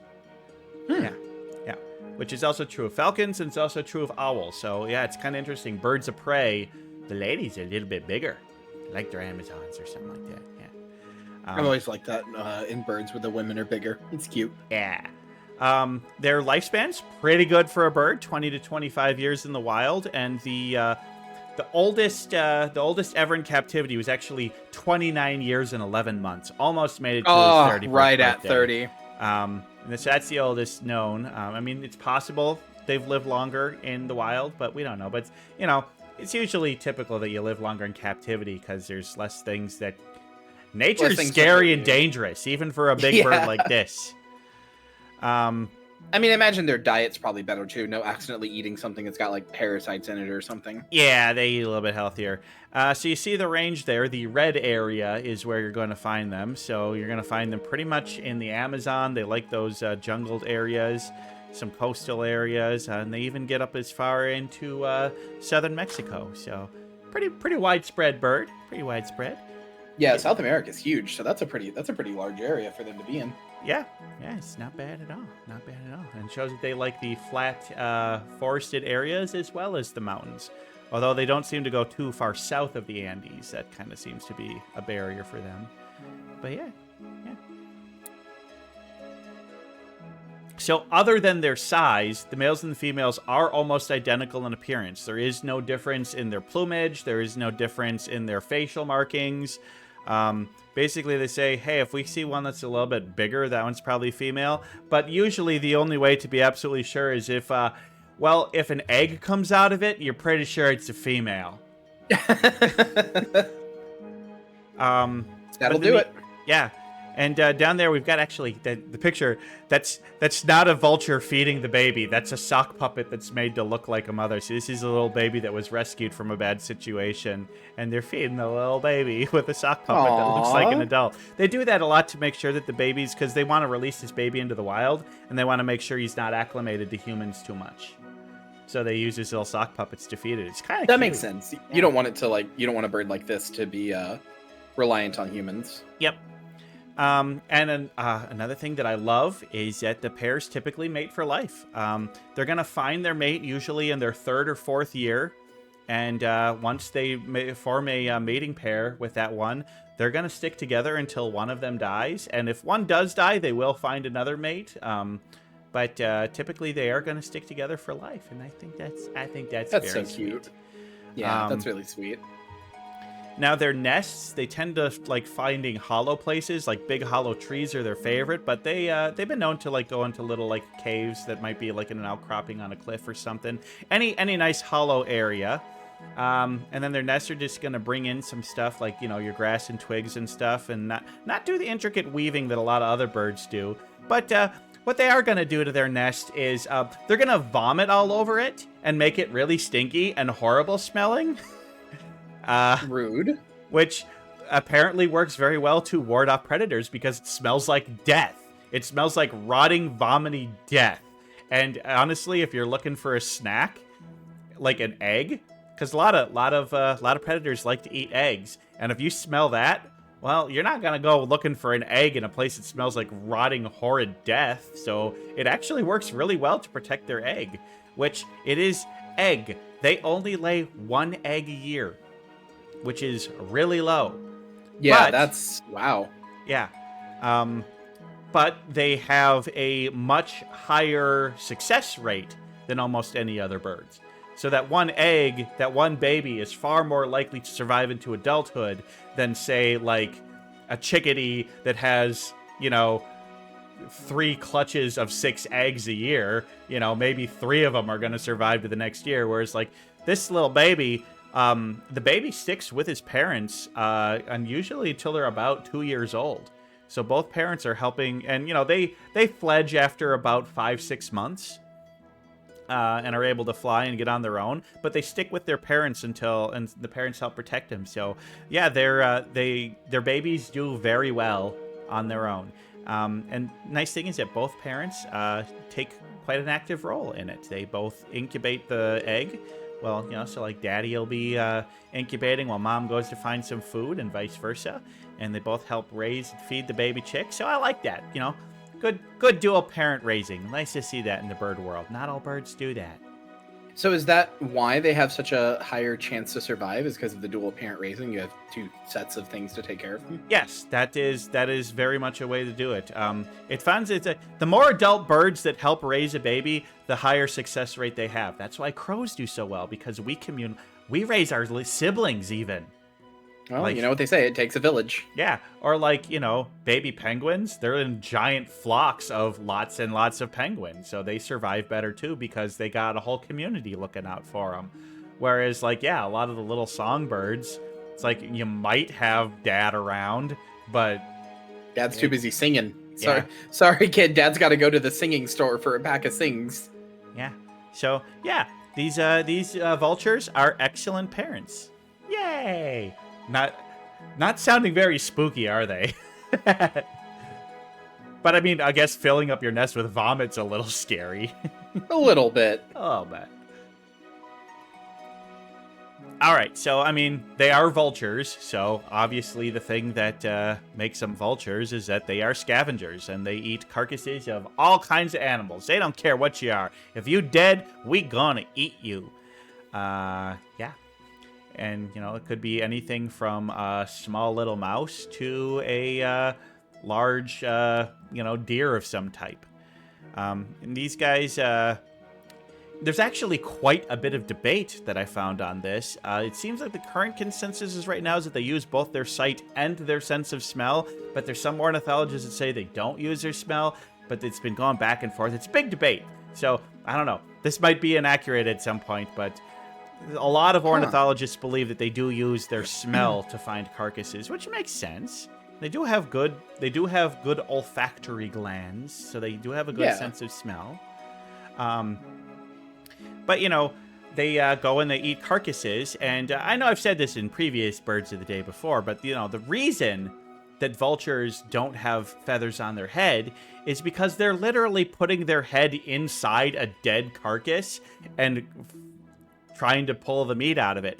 So if there was feathers on their head, those feathers would get all gummed up with dead, rotting stuff and could cause bacterial growth and infection, and it could be bad. So the lack of feathers actually helps protect them from disease from the dead things they're eating. So I never thought about that. Yeah, that makes a lot of sense. That's why they do it. But these guys are incredibly hygienic, and after they're done feeding, they will seek out a body of water and they will take a bath.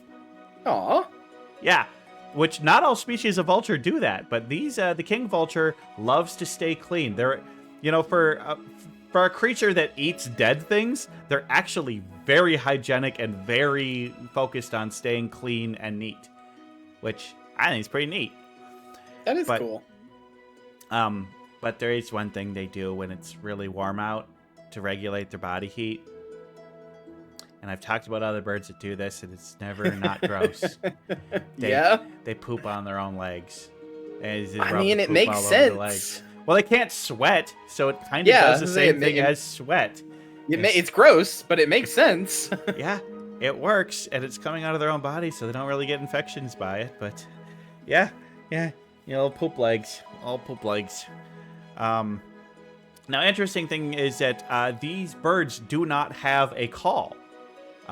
They don't have vocal cords. They are incapable of doing it. They can still make some grunting sounds and some clicks and whistles, but they don't have vocal cords to make an actual call. So they're actually a pretty quiet bird most of the time, and they don't really use sounds to communicate like other birds do. That's really interesting. I didn't even realize that was a thing. Yeah. That they could be born without vocal cords. Yeah, it's just for some reason they evolved to not need them.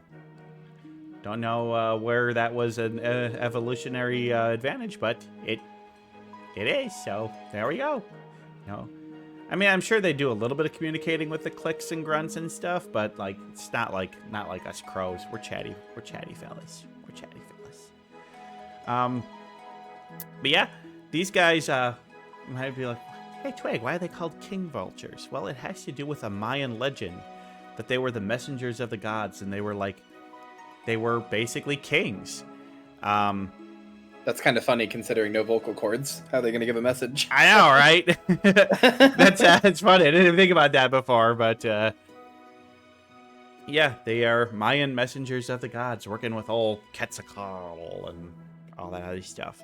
But there are some other birds and stuff that are scavengers, and they say that when these guys show up to a carcass, the other birds will, like, without even being attacked, will just, like, get out of the way and be like, oh, you go ahead and eat. All yours, buddy. And so that's another reason they got named king, because they're, like, treated like kings by other scavengers. So, okay, sure, that works. That works. Now, I didn't put it in the thing because I saw contradicting information on several different sites. Some sites said they have extremely powerful beaks that can rip through thick hides. And I saw other ones that said their beaks are weak compared to most other vultures, and they're unable to get through the hides of really large things like cattle and elk. And I'm like, okay, so which of that is true? Yeah, which is. And I'm not sure because I wasn't able. Like, I saw contradictory information from sources that are usually pretty reliable. Well, I don't have anywhere near as much, knowledge on birds as you do, but I do know a tiny bit. I feel like it's probably that they can't because they're. Well, their beaks don't look as big as some other ones. Like, you compare their beak to an Andean condor. Andean condors have much bigger, sharper beaks. So I think their beaks are also way more round. I'm noticing. Most vultures I've seen in the past have pretty narrow, almost not tongue, straw-like beaks almost. Yeah, it feels like, because that way they can root around in there better. They're much more longer and stuff. These seem like smaller and stouter. So I'm wondering if maybe they can't. That's why they can't tear through stuff. There's just not as much power there. I think I agree with you. I think they probably aren't that good at getting the real big ones, but they probably do just fine enough eating things like rabbits and. Yeah, that's my guess, just looking at them. And people may think hey, vultures, that's gross, they're eating dead bodies, but I mean, scavengers are actually very important for keeping the environment clean and, Yeah, extremely. Yeah, they're extremely beneficial. And it's kind of funny that they get, being in the same order as eagles and not falcons, but eagles, hawks, and kites, that they're classified as a bird of prey. But they don't hunt. They're not a bird of prey. Even though they're a bird of prey, that's not a bird of prey. They don't have prey. They eat dead stuff. So I think it's kind of interesting, that they still have that designation. But yeah, that is. Vultures are sweet boys. It's do I call them spooky? Yeah, it's just vultures kind of have that spooky reputation, but it's more like they're associated with death, and that kind of makes them spooky. So it's I don't know, I still kind of put them in the spooky category, but in real life and practice, they're helpful, good birds, and they're nice family birds, and yeah, I mean... They're like nature's trash compactors. Yeah, I mean, they eat it all up. The first picture, you look at this guy, this guy just wants a hug. Yeah, I was gonna say, now that we've learned all about him, I think he's actually pretty cute. Yeah, they're pretty cute. Yeah. I don't think you're ugly. I don't think that weird growth on your beak is unsightly. I think it's cute. And I want to flick it and be like, that'd be mean. They'd bite They'd bite me. Yeah, that'd be mean. It would be fun though. I get the urge. Yeah. Well, and look, they got little tiny fuzzy hairs on their head. Maybe you could just give them little light scritches. Just give them a little pet. I mean, listen, there's very few animals, even some of the most dangerous and voracious animals out there. There are very few animals that don't enjoy a little scritch. The human hand was evolved specifically to give animals scritches. Exactly. That's what. Fine motor controls for inventions and tools. No, it's to give animals scritches. That's what it's all about. Give your local animal a scritch. Hey, if you're watching right now and you got an animal in the room with you, if it's a cat or dog or bird or any other kind of animal, give a little scritch for me. Get a little scritch for me. A little scritchy poo. Yeah. But yeah, so one of my thoughts on the king vulture, one of my favorite vultures. Great bird. Love this bird. They're a wonderful little bird, and I had so much fun researching them. And also, I swear I thought I had done this bird in the past, but I hadn't. Well, I'm happy to be here for him because I also think these are really, really cute vultures. I as far as I know, and correct me if I'm wrong, as far as I know, a lot of other vultures have a reputation for being pretty antisocial and a bit violent, even like not just to people, but even to like other birds and stuff. Mhm. And these guys seem a lot like nicer, a lot chiller. Maybe it's just because other birds leave them alone. I don't know, but Yeah, they're these chill guys seem birds. really nice. They seem really sweet. Yeah, they're good birds. They're good birds. That's why they're the king vultures. Or queen vultures. A worthy title, I think. All right, well, we're going to call this bird of the day done, and we're going to head back over to the studio.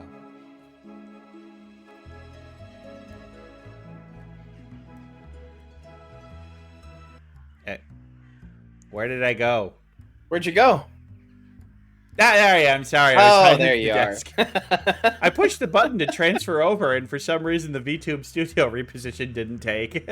Well, you know, it's Halloween. You wanted to spook us. Boo! Jump out. Ah! Boo! All right. Well, if you've watched Sunday Dusk before, this is a part where I would usually play a game with the person. You know, we'll play a game like a trivia game or something like that. But we're actually going to do something just a little bit different this week. Well, Kyria, as we have mentioned earlier, is a big fan of horror.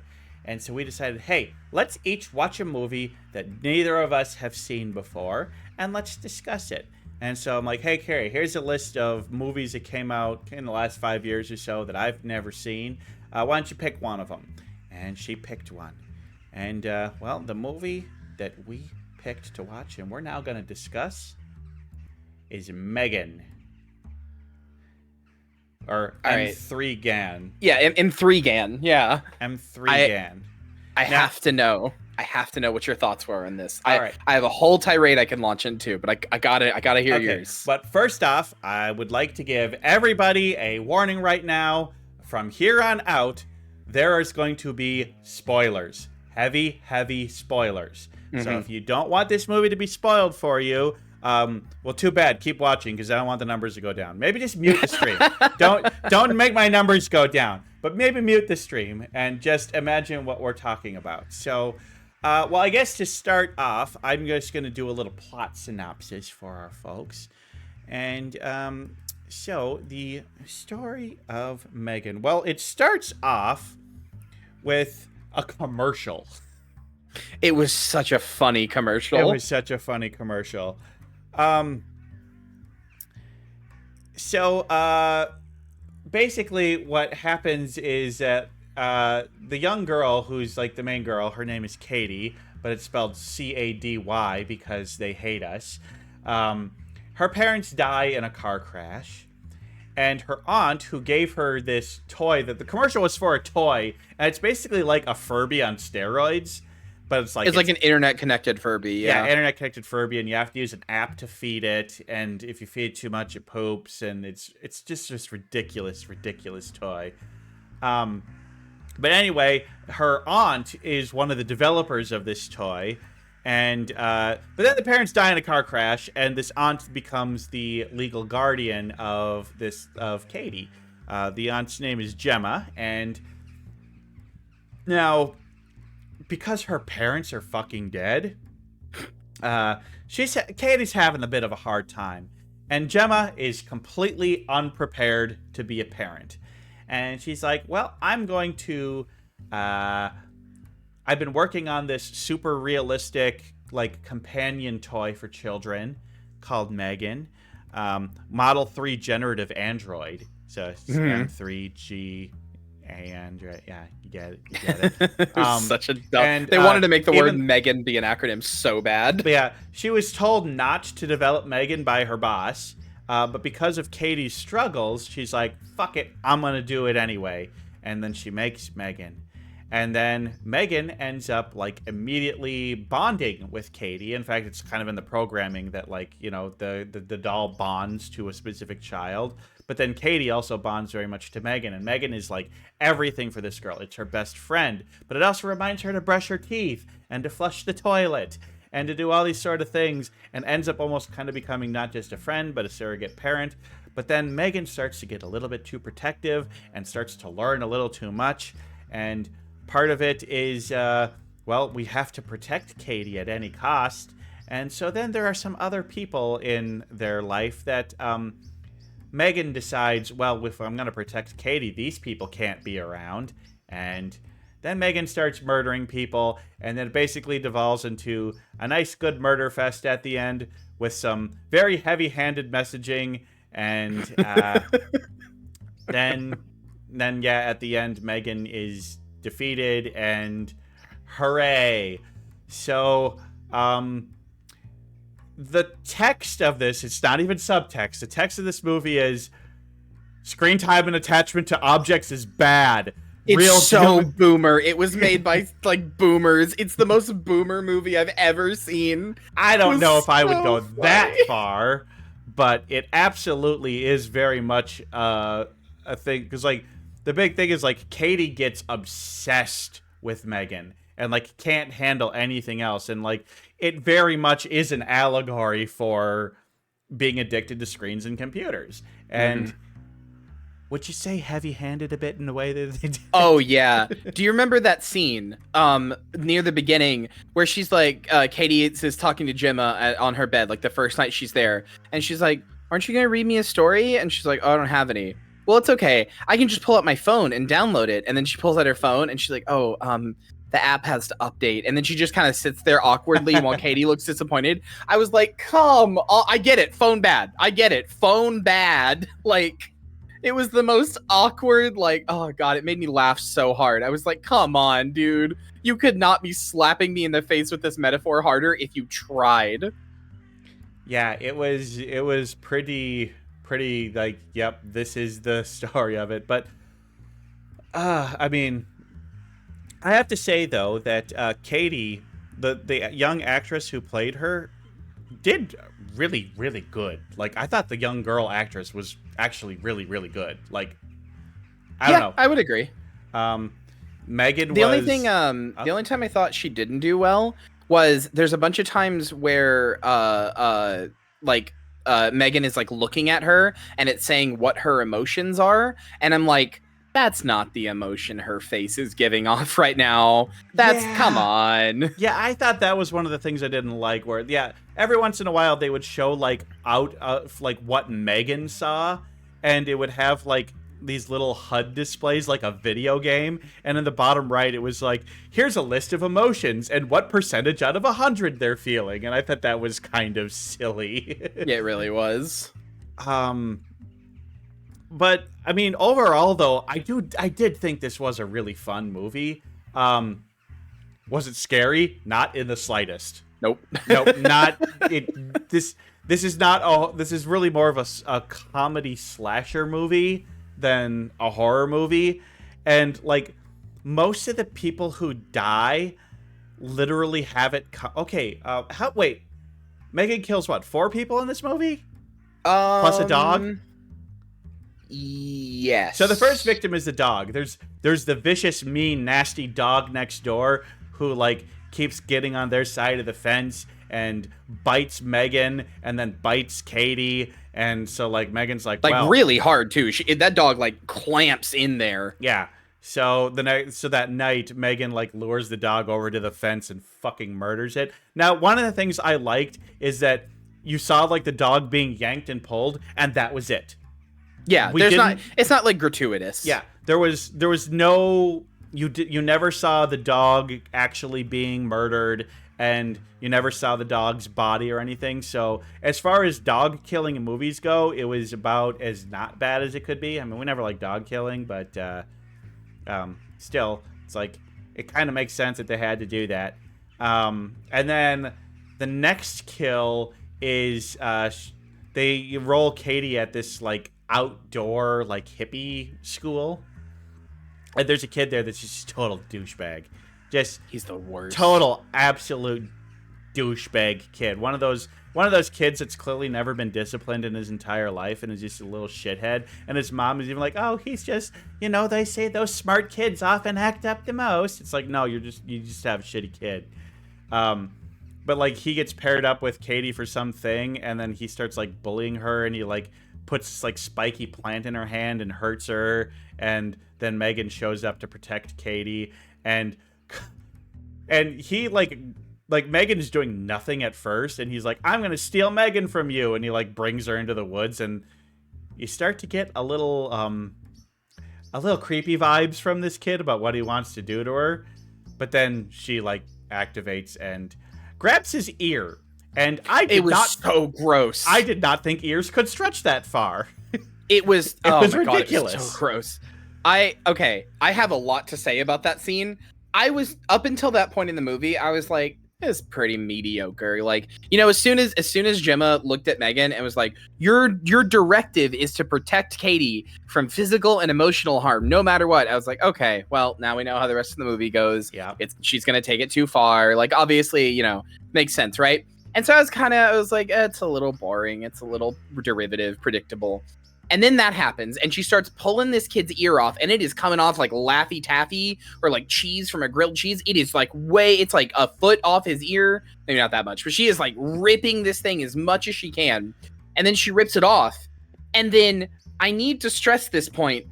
Up until this point in the movie, all Megan did was kill a dog. And when she killed the dog, like Twig said, it wasn't like visceral, it wasn't like hateful, it was like a robot taking a directive too far. It didn't seem like emotional, right? It wasn't emotionally charged. So up until this point, Megan has been like relatively quote unquote good, right? She hasn't done anything I would say was really like you know, like murdery yet, too much to an extent. And then she rips this kid's ear off, then stands up, cocks her head sideways and goes, "This is the part where you run." And I was like, what? You're just evil now? It was. You're just okay. And then when she runs, she's doing this weird, like on all fours, like animalistic run. It's on all fours and starts fucking. There's a horse galloping sound effect. There's a horse galloping sound effect. It's so ridiculous. I was laughing so hard. My roommate had to come check on me. She was like, "Are you okay?" I lost it. And then she doesn't kill the kid. The kid runs and trips into the street, and then an SUV comes by and runs his ass over. Oh. Just hit by a car out of nowhere. Kid got fucking isekai'd. It was the funniest scene I've ever. Oh god, I was like kind of checked out of the movie by that point. I was like, this isn't going to be that good. And I'm going to be honest with you. From that point up until the rest of the movie, I loved all of it so much that I would now recommend this whole movie to somebody. It is so funny. It's not scary at all, but it is so funny. Yeah, if you're not big into horror because you get too scared, this is a movie you can watch. This is not completely out of it. But then, yeah, Megan goes on to kill the next door neighbor who's a total bitch and was also like threatening the family to like sue because like, you killed my dog, and they're like, prove it, bitch. Yeah, well, I mean, up until that point, they didn't even know how the dog. Well, they died, didn't. so Yeah, like... nobody knows that Megan killed the dog except Megan. And so like Gemma and Katie just think that the lady next door is just being crazy. And then Gemma's boss and like her boss's assistant, she ends up killing them at like the big. So like one of the big things is like Megan. Okay, so like Katie is like fucking emotionally wrecked, and they're like, "Hey, Katie, you know, you don't have to do this, but you want to come and demonstrate your bond with Megan in front of all these investors? You don't have to do that. We're gonna lose our house and home and everything if you don't, but it's really your choice." Yeah. It's like, and so then, yeah, so like Gemma's kind of shitty and makes Katie basically do a demonstration with her connection to Megan in front of investors when Katie is in an emotionally wrecked place with her parents dying and just things are going wrong. And also, I think at this point, at this point, Gemma hadn't quite realized that Megan was fucked up yet. No. So it's actually, it was kind of funny. It was like a weirdly emotional scene in that like it started like it happened like when the scene opens and they're at the actual presentation. They're like, "All right, Katie, show us what you got," and she just busts out crying, like immediately, just starts sobbing. But then, like honestly, it was probably the most effective moment in the movie for me because as far as like humanizing Megan, because I was like, wow, I actually kind of really like Megan now. Like that was like she like comforts her and listens to her in like a real meaningful way, and like she's like she asks Katie to like tell her a memory of her mom since her mom's dead, and she tells her this memory that, you know, it's kind of like a silly one. It's not really consequential, but it's those ones that you know, those random ones that you remember. It's a very human memory. And then she like Megan shows that she like recorded that. She's like, I stored it here in my heart, and then shows that she recorded it so that she can never forget that memory of her mom and stuff. And it's really sweet. It's like really genuinely like effective and sweet. And I was like, oh my god, this is really nice, actually. Yeah, it was quite nice. And then, of course, then the investors are like emotionally then like, oh my god, we love this. We need to get this.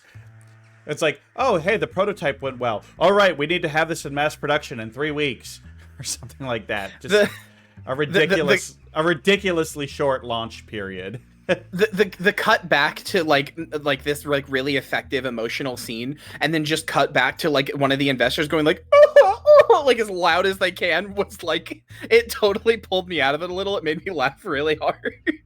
Yeah, it was really funny.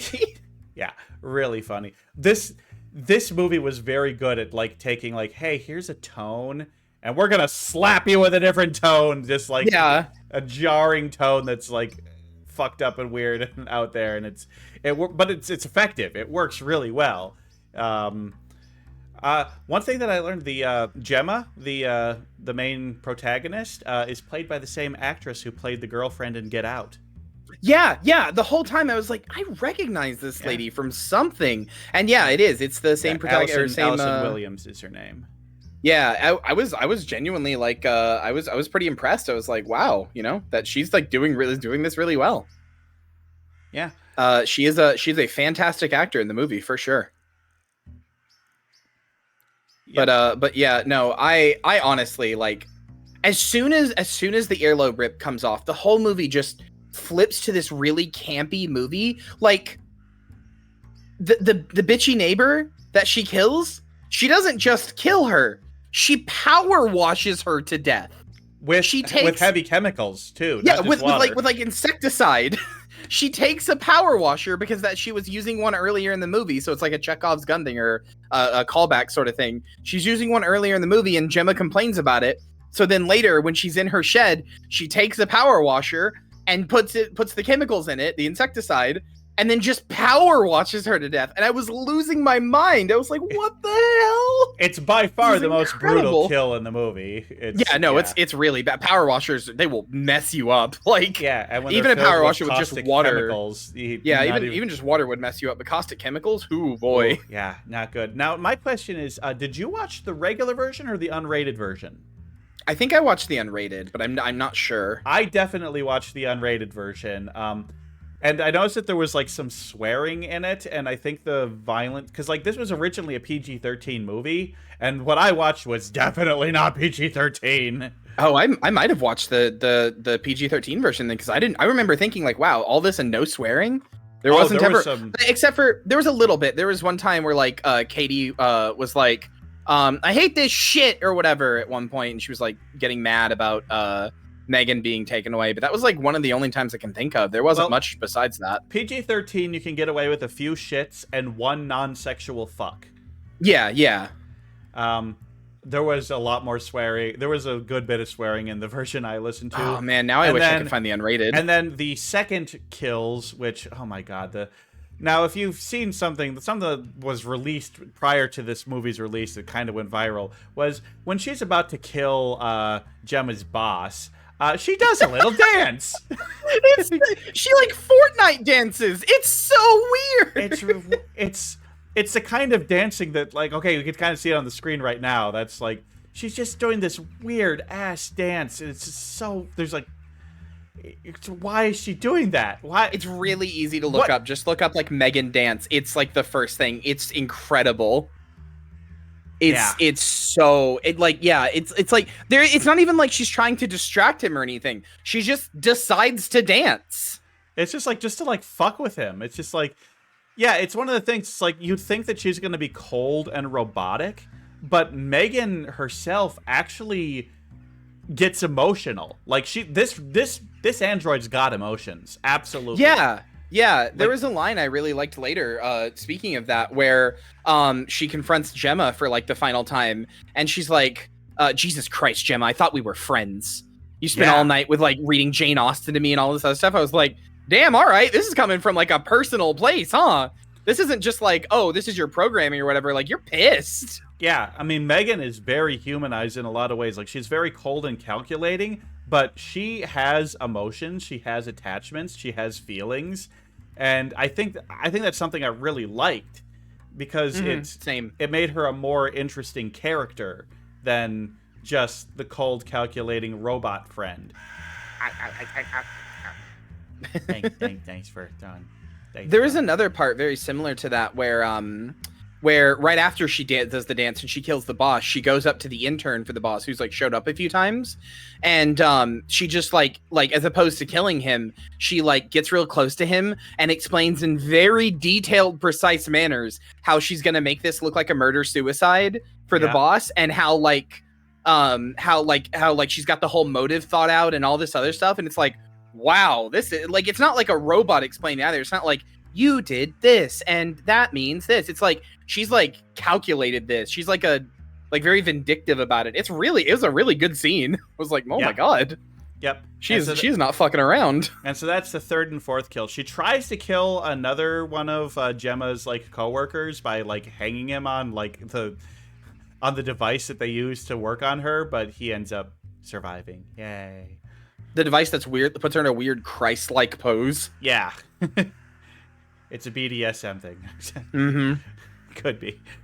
But yeah, but one of the things that was in at the end is like when Katie first shows up there, Gemma shows her a prototype robot that she had built. It was kind of like a precursor to Megan, but it had to be controlled with like robot hand things. It was also much bigger. And it's much bigger. And it was kind of cool that in the final scene when Megan's like getting ready to kill Gemma or do something to Gemma, Katie finally breaks in to confront and stop it, and then uses those gloves and controls the robot to fight and beat Megan.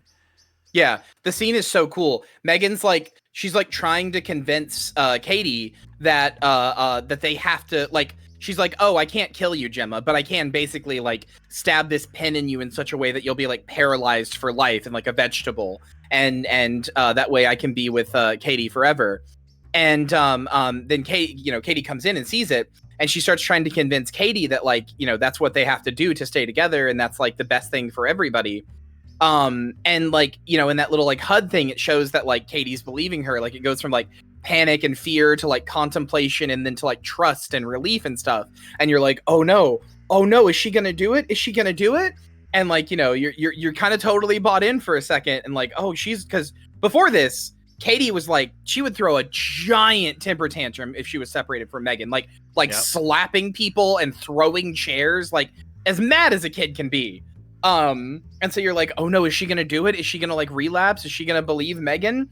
And then she like smacks these like gloves together, and she's like, there's another member of our family you haven't met, and his name is Bruce. And then the giant robot comes out of nowhere and just starts like WWE, like beating the fuck out of Megan. It's a big mecha fight. It's so good.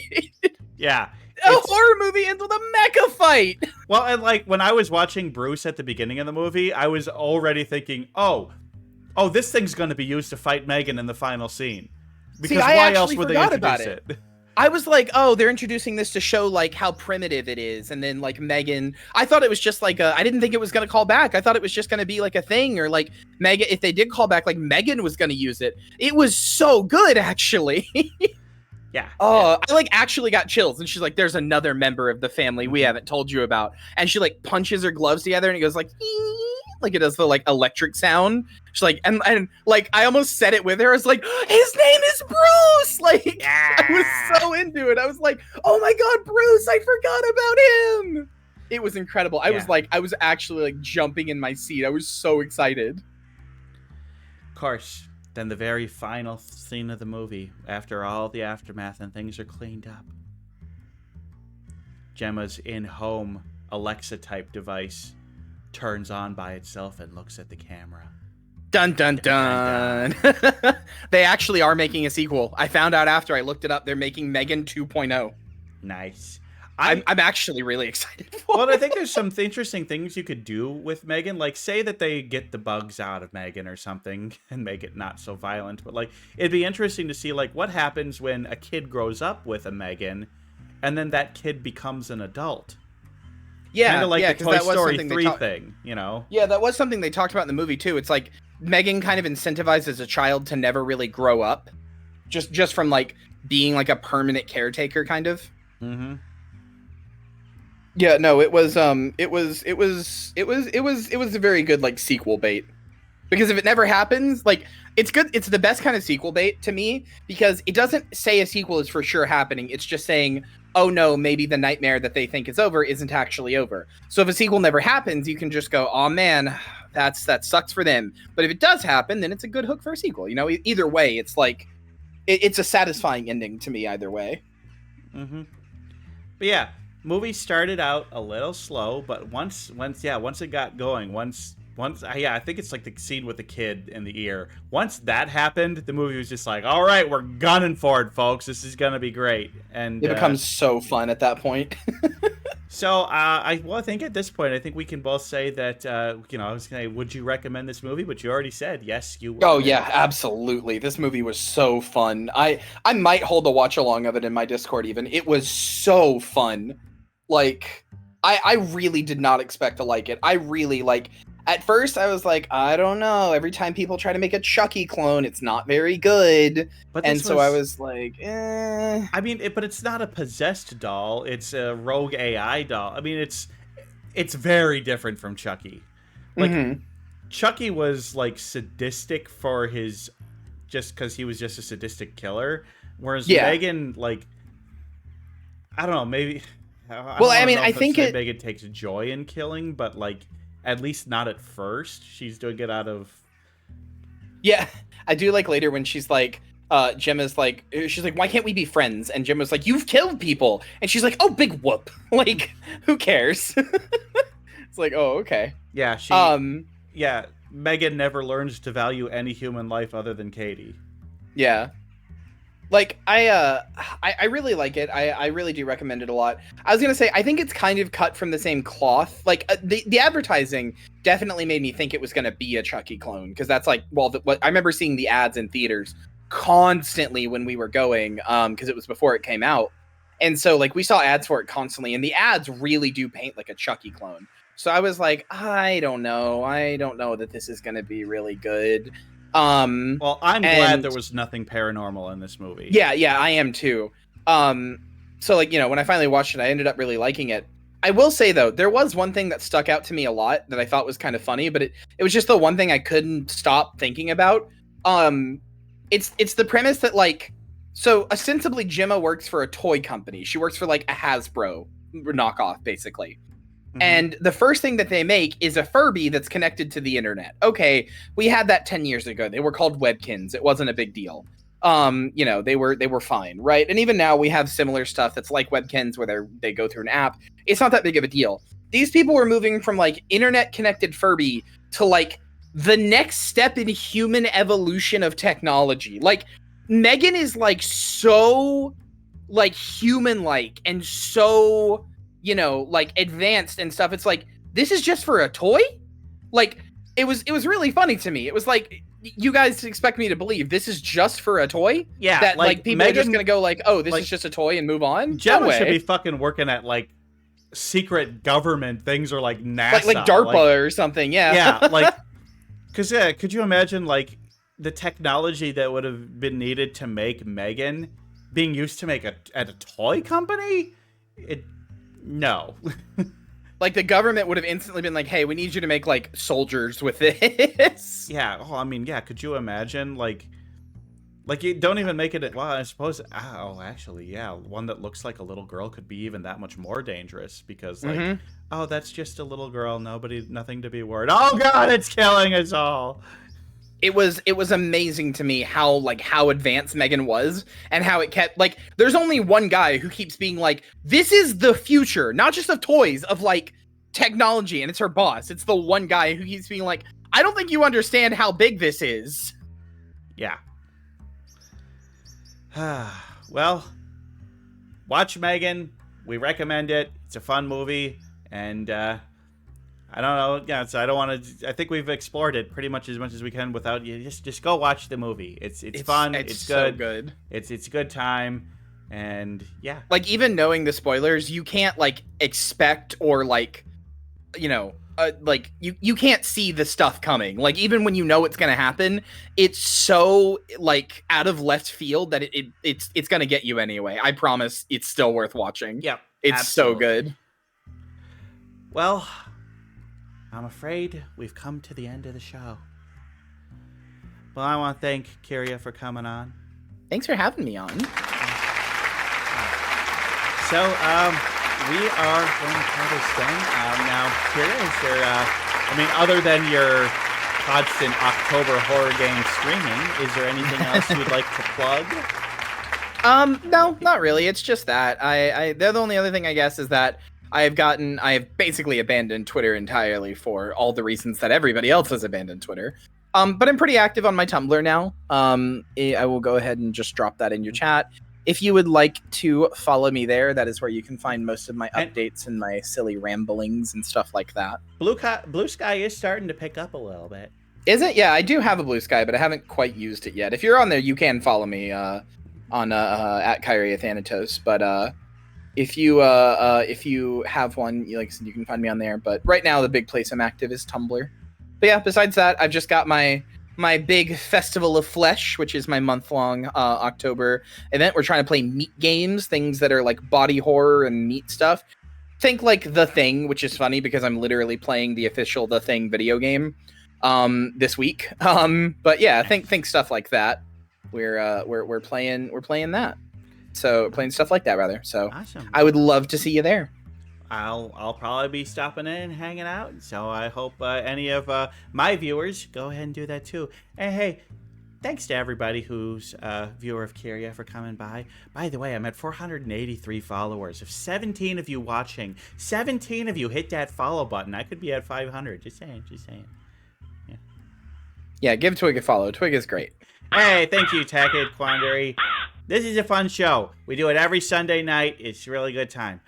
See, chat. There we go. We got Sostanotes. Sostanotes, yeah.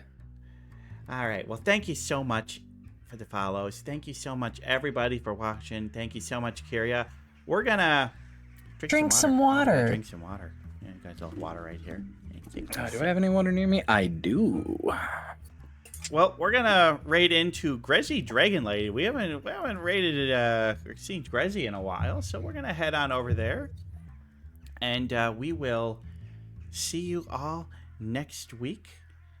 We're gonna have 2 guests on next week. We got a married couple, Gray Cat VT and Peanut. Ooh, it sounds like fun. Yeah, it's gonna be fun. So we will see you all next week. Y'all have a great night. Bye-bye. Bye-bye.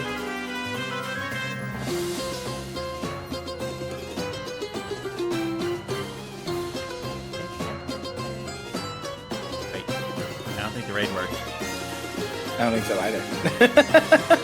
Wait, oh, yeah, now it's good. Now it's good. Yep, now it's ready. And, bye!